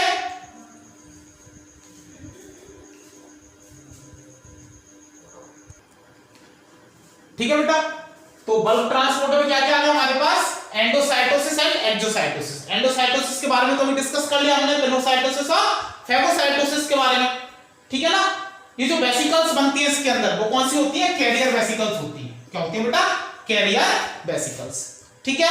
एग्जांपल्स मैंने आपको दे दिए, सारी चीजें यहां पर हमारे पास में नोट करना जरूरी नहीं है, कुछ चीजें हम पढ़ेंगे तब भी तो हमें याद रहेंगी, ठीक है ना, कुछ चीजें हमें याद भी तो रहेंगी उसके साथ साथ। जैसे फेगोसाइटोसिस मैंने आपको एग्जांपल बताया था, ठीक है, इसके अंदर आप लिख लेना खुद, क्या लिख सकता है उनके पास में, प्रोटोजोआ के अंदर मिलता है और मेटोजोआ के जो मेंबर्स हैं उनकी ल्यूकोसाइट्स यानी डब्ल्यूबीसीज में, रेटिकुलर सेल्स जो कि स्प्लीन में मिलती हैं, स्प्लीन के अंदर मिलती हैं, किसमें, स्प्लीन में, उसमें ये मिल जाता है, ठीक है। ये बात हो गई हमारे पास। अब एक्सोसाइटोसिस की बात करें, फेगोसाइटोसिस से आपने मटेरियल को अंदर ले लिया, किसी मान के चलो फॉरेन पार्टिकल को या किसी मान के चलो किसी पैथोजन को आपने अंदर ले लिया, अब आप उसको अंदर ले आए, उसके बाद उसको किसको सुपुर्द कर देंगे, किसको दे देंगे, लाइसोसोम। इंट्रासेलुलर डाइजेशन के लिए जिम्मेदार है, सेल के अंदर डाइजेशन के लिए, वो उसको डाइजेस्ट कर देगा, ठीक है, और उसके बाद जो वेस्ट प्रोडक्ट्स बनेंगे वो एक वैक्यूल के अंदर इकट्ठे हो जाएंगे, और वो वैक्यूल कौन सी होगी बेटा, रेजिडुअल वैक्यूल बोलते हैं उसको, क्या बोलते हैं, रेजिडुअल वैक्यूल। और उस रेजिडुअल वैक्यूल को जो बाहर निकालने की प्रोसेस है, ठीक है ना, उस रेजिडुअल वैक्यूल को जो बाहर निकालने की प्रोसेस है, ठीक है, जैसे मान के चलो गंदा जो इकट्ठा हुआ जो भी वो यहां इकट्ठा हो गया, अब इस मटेरियल्स को जो बाहर निकालने की जो प्रोसेस होगी हमारे पास में वो कौन सी हो जाएगी, उसको बाहर क्या कर देंगे, एक तरीके से रिमूव करेंगे, ठीक है, इसको सीक्रेट कर देंगे बाहर, तो वो जो प्रोसेस होगी हमारे पास में वो कौन सी हो जाएगी, एफेगी बोलेंगे उस प्रोसेस को, एफेगी। और यानी सेल ने क्या कर दिया, वमिट कर दिया, ठीक है ना, वेस्ट प्रोडक्ट्स को बाहर निकाल दिया। तो प्रोसेस ऑफ एक्सुडेटिंग, एक्सुडेटिंग मतलब रिमूव करना एक तरीके से, ठीक है बेटा, रिमूव करना, रिमूवल कह लो, ठीक है, रिमूवल कह लो। और सीक्रेटरी मटेरियल्स, जो मटेरियल्स इसको सीक्रेट करने, और अनडाइजेस्टेड वेस्ट प्रोडक्ट्स, कोई मटेरियल इसको सीक्रेट करना है तो वो, और कोई अनडाइजेस्टेड वेस्ट प्रोडक्ट है तो वो, ठीक है ना, in the form of residual vacuole, in the form of residual vacuole. अच्छा मैं आपको बात बता दूं कि इस रेजिडुअल वैक्यूल के अंदर क्या होता है, ये जो रेजिडुअल वैक्यूल है, इस रेजिडुअल वैक्यूल के अंदर क्या होता है, अनडाइजेस्टेड वेस्ट प्रोडक्ट्स होते हैं। क्या होते हैं बेटा, अनडाइजेस्टेड वेस्ट प्रोडक्ट्स होते हैं, और उनको बाहर निकाल दिया, इस प्रोसेस का नाम क्या हो गया, एफेगी या सेल वॉमिटिंग हो गया। तो ये किसका एग्जांपल हो गया हमारे पास, एक्सोसाइटोसिस का। किसका एग्जांपल हो गया हमारे पास, एक्सोसाइटोसिस का हमारे पास ये सिंपल सा एक एग्जांपल हो गया, ठीक है ना। तो ये हमारे पास में एक सिंपल सी प्रोसेस है जो हमें बिल्कुल एकदम क्लियर हो गई है, ठीक है। तो आप इसका स्क्रीनशॉट लो, ठीक है, और फिर इसको नोट आउट करना बेटा, है ना।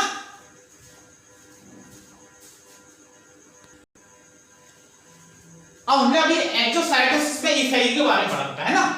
तो इफेगी यानी वॉमिटिंग तो तब होगी जब पहले कुछ अंदर खाया जाएगा, ठीक है ना।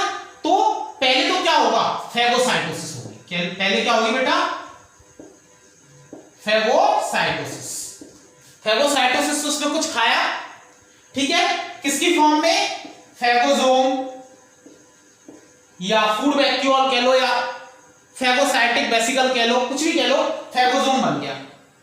अब ये जो फेगोसोम है बेटा, ठीक है, फेगोसोम फ्यूजेस विद, ये फ्यूज हो जाता है, फ्यूजेस विद किसके साथ, अभी बताया था आप लोगों को, लाइसोसोम के साथ। किसके साथ फ्यूज हो जाता है बेटा, लाइसोसोम के साथ ये फ्यूज हो जाता है, फ्यूजेस विद लाइसोसोम,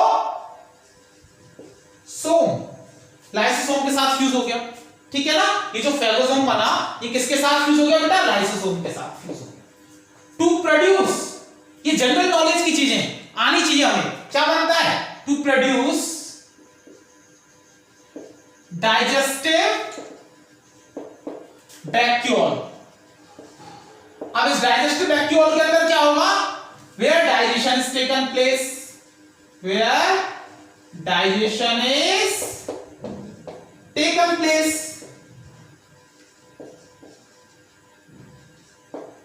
अब जो डाइजेस्टेड फूड होगा क्या होगा?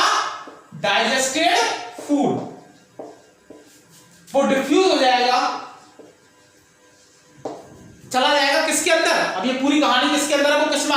ये फेगोसोम किसके अंदर पड़ा हुआ है? बाहर से जो हमारे पास में खाना ले आए थे, फेगोसोम फिलहाल किसके अंदर पड़ा हुआ है? साइटोप्लाज्म के अंदर पड़ा हुआ है ना, साइटोप्लाज्म के अंदर। तो साइटोप्लाज्म में वो जो डाइजेस्टेड फूड है वो किसमें डिफ्यूज जाएगा? Digested food diffuses into cytoplasm, इसमें डिफ्यूज हो जाएगा बेटा साइटोप्लाज्म के अंदर। एंड अनडाइजेस्टेड waste material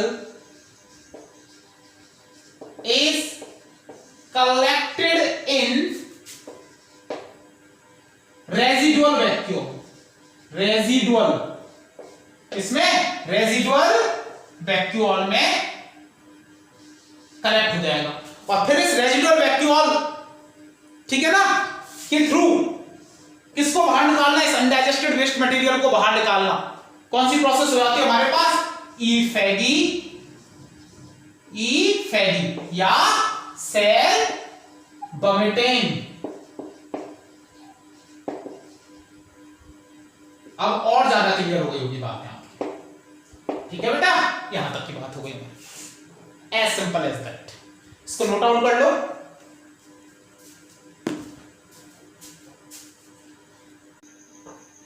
अब बात करते हैं बेटा ट्रांसपोर्टेशन की। इसकी ट्रांसपोर्टेशन यानी जो सेल मेम्ब्रेन है ना बेटा अपनी, ठीक है ना, उसका एक बहुत ज्यादा इंपॉर्टेंट फंक्शन क्या है सेल मेम्ब्रेन का? वो ये है हमारे पास में कि ये मटेरियल्स को अपने से होकर आर पार आने जाने देती है। सेलेक्टिव मटेरियल्स को आने जाने देती है, सबको नहीं पर आने जाने देती है। ये भी इसका एक इंपॉर्टेंट फंक्शन है, transportation of the materials across it. इसके आर पार चीजों को आना जाना, ये भी इसका एक फंक्शन है, इंपॉर्टेंट है, ठीक है ना? तो one of the most important function of PM, PM कह लो चाहे सीएम कह लो, plasma membrane, cell membrane, is transport of the molecules across it. Simple बात है। The membrane is selectively permeable. कैसी है बेटा? सेलेक्टिवली परमिएबल, यानी सेलेक्ट कर करके मटेरियल्स को आने जाने देती है, बाकी के लिए इम्परमिएबल है, ठीक है? फॉर सम मॉलिक्यूल्स, ठीक है, present either side of it, अंदर से बाहर जाने देती है, साइटोप्लाज्म से बाहर और बाहर से साइटोप्लाज्म, यानी सेल के अंदर से सेल के बाहर और सेल के बाहर से सेल के अंदर, ठीक है ना? अक्रॉस का मतलब समझ में आ गया? अब ट्रांसपोर्टेशन थ्रू सेल मेम्ब्रेन की अगर अपन बात करें तो ये दो टाइप का हो सकता है, या तो पैसिव या होगा एक्टिव, पैसिव और एक्टिव, ठीक है बेटा? दो तरीके का हो सकता है ये ट्रांसपोर्ट, ठीक है? जो ट्रांसपोर्टेशन होता है सेल मेम्ब्रेन के थ्रू वो कितने तरीके का हो सकता है? दो तरीके का होता है। कितने तरीके का हो सकता है? दो तरीके का। एक तो हो सकता है हमारे पास में पैसिव ट्रांसपोर्ट और एक हो सकता है हमारे पास में एक्टिव ट्रांसपोर्ट, ठीक है? ये दोनों ही ट्रांसपोर्ट क्या होते हैं? मिलते हैं किसके अंदर? सेल मेम्ब्रेन के थ्रू ये दोनों ही ट्रांसपोर्ट पाए जाते हैं, ठीक है ना? ये दोनों ही ट्रांसपोर्ट पाए जाते हैं किससे? सेल मेम्ब्रेन के थ्रू। अब अगर पैसिव, पैसिव का हमें नॉर्मली मतलब पता है, ठीक है ना?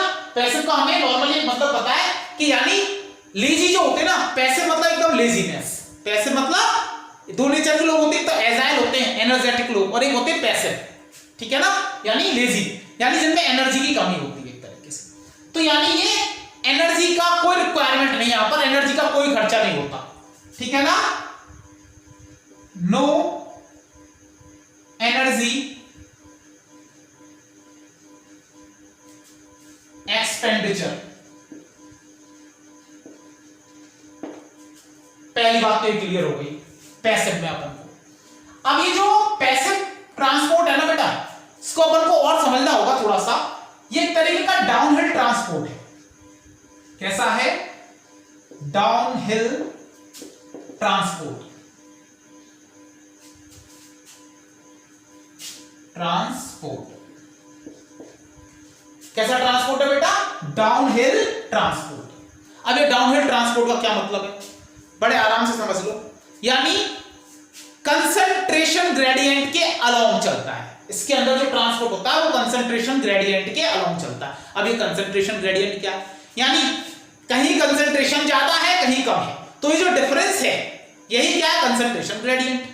अब अलोंग का मतलब कैसे, अमीर गरीब को दे कुछ तो सही है, अब गरीब अमीर को दे रहा है तो क्या फायदा हुआ, यानी अलोंग द कंसंट्रेशन ग्रेडियंट मतलब हायर कंसंट्रेशन से लोअर कंसंट्रेशन, और अगेंस्ट द कंसंट्रेशन ग्रेडियंट मतलब लोअर कंसंट्रेशन से हायर कंसंट्रेशन। इतना क्लियर हो गया। अच्छा जी, अब आप एक चीज सोचो, आप यहां से नीचे से और ऊपर एक पहाड़ पे चढ़ो, एनर्जी की जरूरत होगी या नहीं होगी, होगी ना एनर्जी की जरूरत, लेकिन आपको पहाड़ से कूदना है नीचे, कोई एनर्जी की जरूरत, आपको क्या करना है, बिलो ऑफ गॉड पे आपको तो बस कूद जाना है और छोड़ देना है खुद को बिलो ऑफ गॉड के ऊपर, ईश्वर की इच्छा पे आप अपना नीचे पहुंच जाओगे बिना कोई एनर्जी के, पहुंचोगे नहीं पहुंचोगे, यानी एनर्जी का कोई एक्सपेंडिचर कोई खर्चा है नहीं है। तो ऐसे ये हुआ ना, अब हायर कंसंट्रेशन से लोअर कंसंट्रेशन पे जाती है इसमें चीजें अलोंग द कंसंट्रेशन ग्रेडियंट, इसलिए यहां पर एनर्जी का कोई खर्चा नहीं होता, यानी डाउनहिल ट्रांसपोर्ट होता है ये along the concentration gradient, along the concentration gradient. इतना क्लियर हो गया भाई, ठीक है। यानी और क्या कह सकते हैं इसको, फ्रॉम हायर कंसंट्रेशन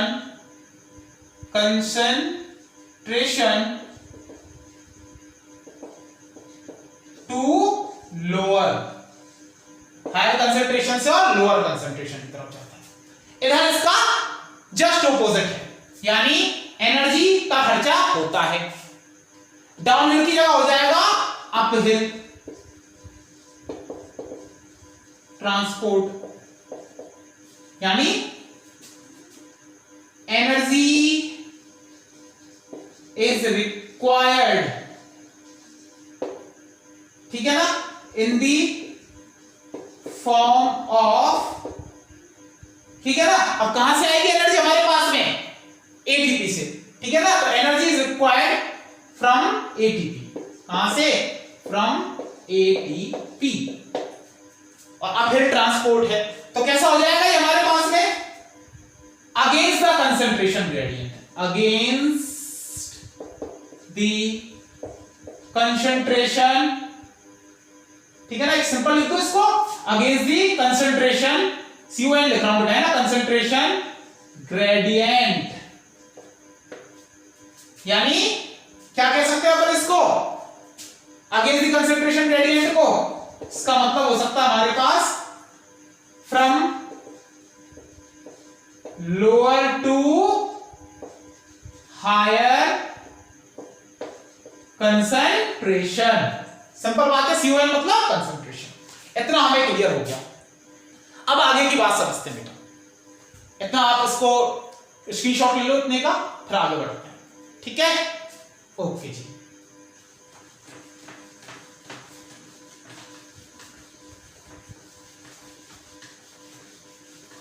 अब बेटा बात करते हैं ट्रांसपोर्ट की आगे। तो पैसिव ट्रांसपोर्ट जो होता है बेटा वो दो तरीके का होता है हमारे पास, पैसिव ट्रांसपोर्ट जो होता है वो कितने टाइप का हमारे पास, दो टाइप का हो सकता है।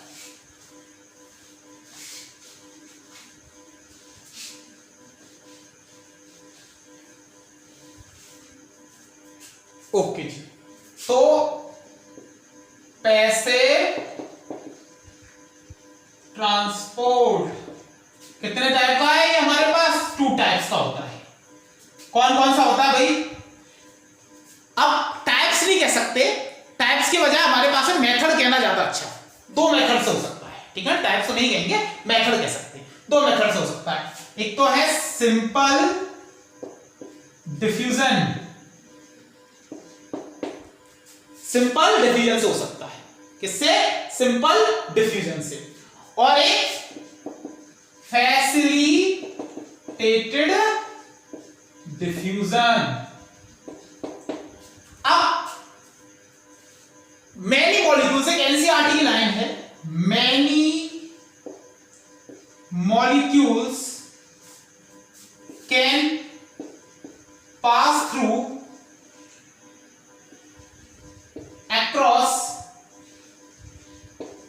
CM, ठीक है ना, पास हो सकते हैं किससे, विदाउट एनी, ठीक है ना, pass across CM, briefly pass, ऐसे दिया हुआ है briefly pass across cell membrane by passive transport. अच्छा जी, अच्छी बात है। तो अब अपन बात करें पैसिव ट्रांसपोर्ट से आ सकता है, बिल्कुल सही बात है। पैसिव ट्रांसपोर्ट में हमारे पास दो मेथड। अब एक सिंपल सी चीज समझना कि सिंपल जो डिफिजन होता है, सिंपल डिफिजन से जो जाएंगे वो तो कौन कौन जाएंगे, यहां जाएंगे हमारे पास न्यूट्रल सॉल्यूट्स जाएंगे। और कौन जाएगा भाई, सिंपल डिफिजन से हमारे पास न्यूट्रल सॉल्यूट्स चले जाएंगे। और कौन जाएगा, और जाएंगे हमारे पास में, ठीक है, एक तो कौन जाएगा, न्यूट्रल सॉल्यूट्स चले जाएंगे बेटा, है ना, सिंपल सी बात है। अपने पास एक लिपिड सॉल्यूबल, कौन, लिपिड सॉल्यूबल, और फैट सॉल्यूबल भी कह सकते हैं, यानी फैट भी तो लिपिड ही होते हैं ना। अब पढ़ाऊंगा लिपिड और फैट के बीच में, मतलब समझने की कोशिश करना, जितने भी फैट है सब लिपिड है, पर सारे लिपिड फैट नहीं है, बस इतना समझ लो फिलहाल के लिए। तो जो लिपिड सॉल्यूबल या फिर कह लो फैट सॉल्यूबल, ठीक है ना, लिपिड सॉल्यूबल है या फैट सॉल्यूबल जो मॉलिक्यूल्स हैं वो इससे जा सकते हैं। क्यों, हमें एक चीज पता है बेटा, देखो न्यूट्रल जो सॉल्यूट्स है वो तो जाएंगे, चलो कोई दिक्कत नहीं है। ये वाले क्यों जा सकते हैं, क्योंकि यहां पर जो हमारे पास में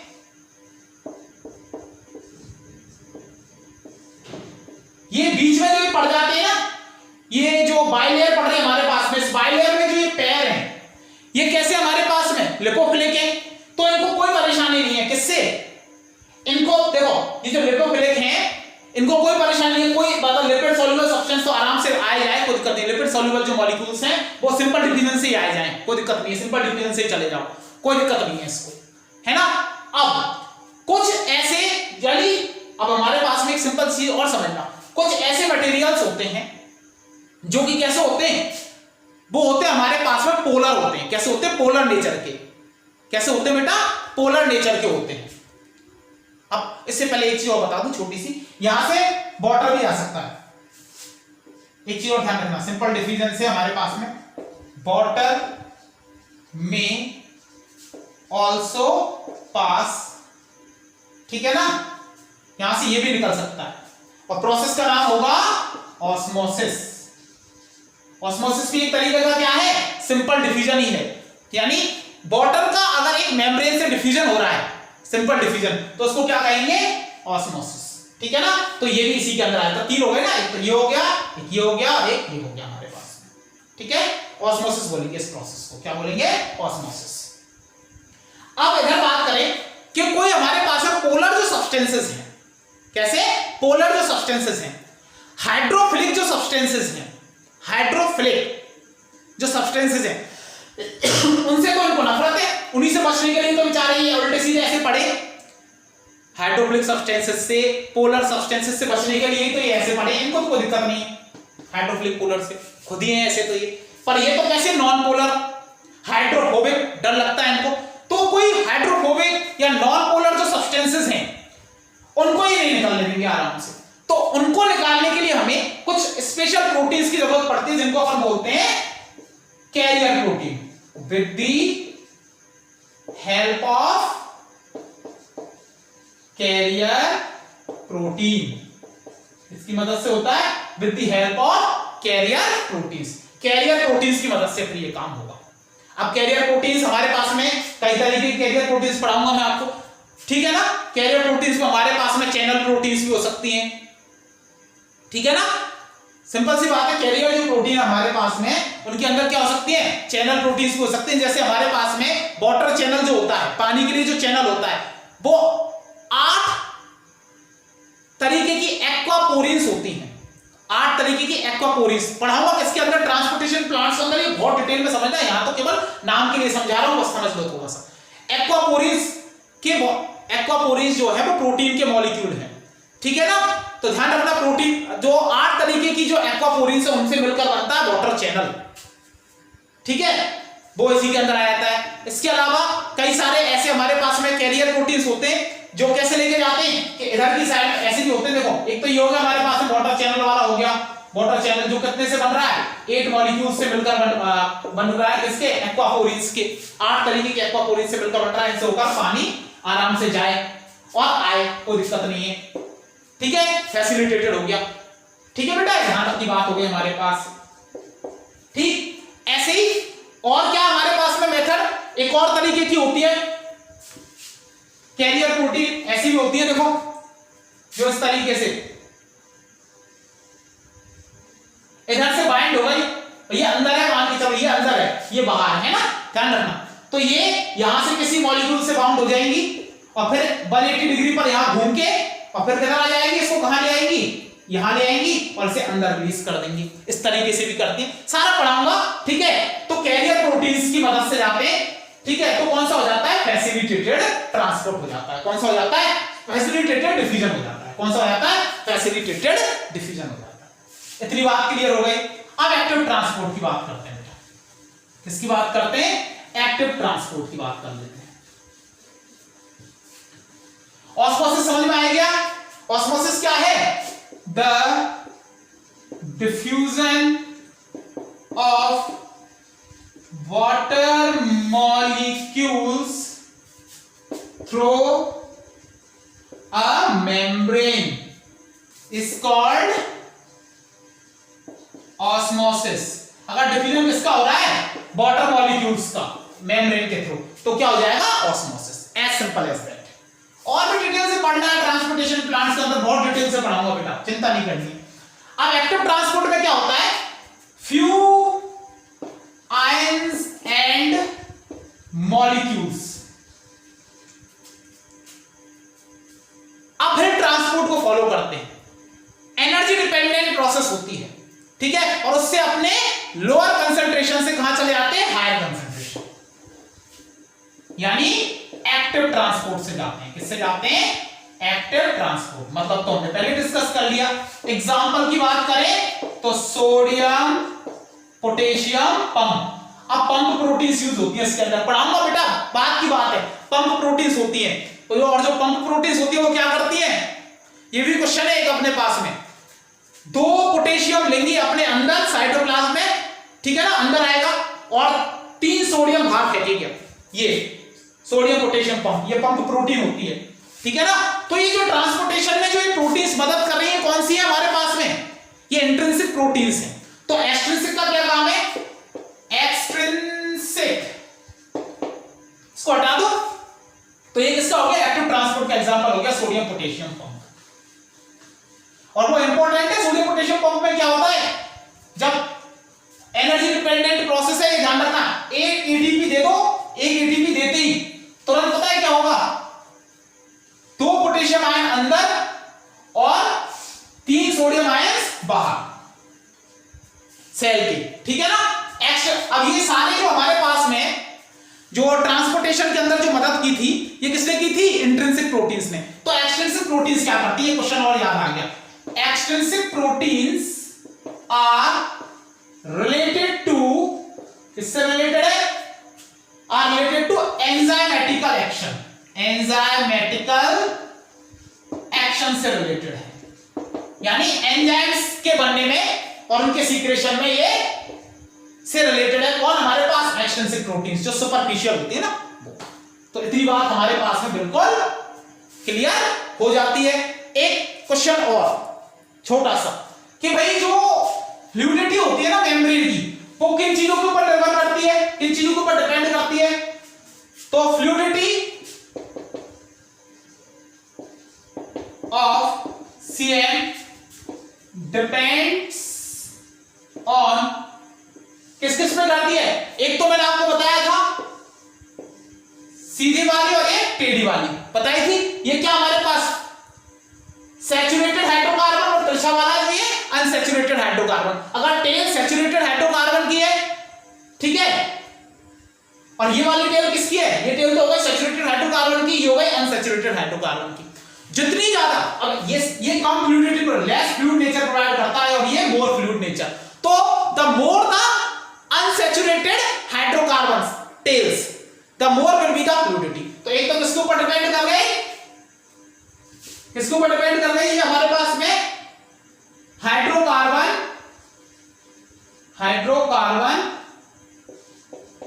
tales, presence of hydrocarbon, presence of type of hydrocarbon tales.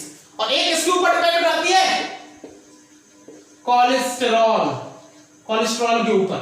Cholesterol किसकी तरह काम करता है इसके लिए, सेल मेम्ब्रेन के लिए, सेल मेम्ब्रेन की फ्लूइडिटी के लिए बफर का काम करता है, बफर फॉर फ्लूइडिटी। इसका काम करता है बफर फॉर फ्लूइडिटी।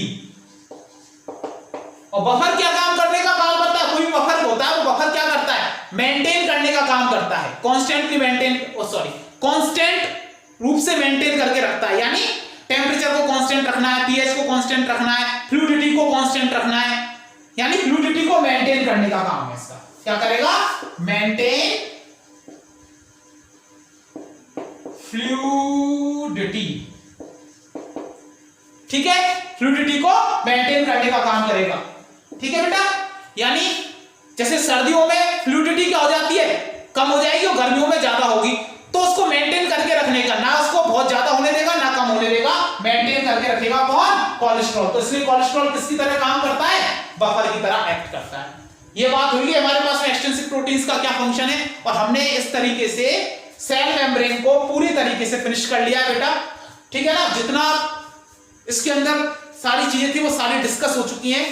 अब आप लोगों से बस इतनी सी दरखास्त है कि ज्यादा से ज्यादा वीडियो को शेयर करना, ठीक है, पसंद आए तो लाइक भी करना, ठीक है, और सब्सक्राइब करना चैनल को, और बेटा ज्यादा से ज्यादा लोगों तक पहुंचाओ इसको, जिससे कि चैनल भी ग्रो करे और मेरा भी मोटिवेशन बना रहे, मैं ऐसी वीडियोस आपकी लगातार लाता रहूं। Thank you so much, thank you all.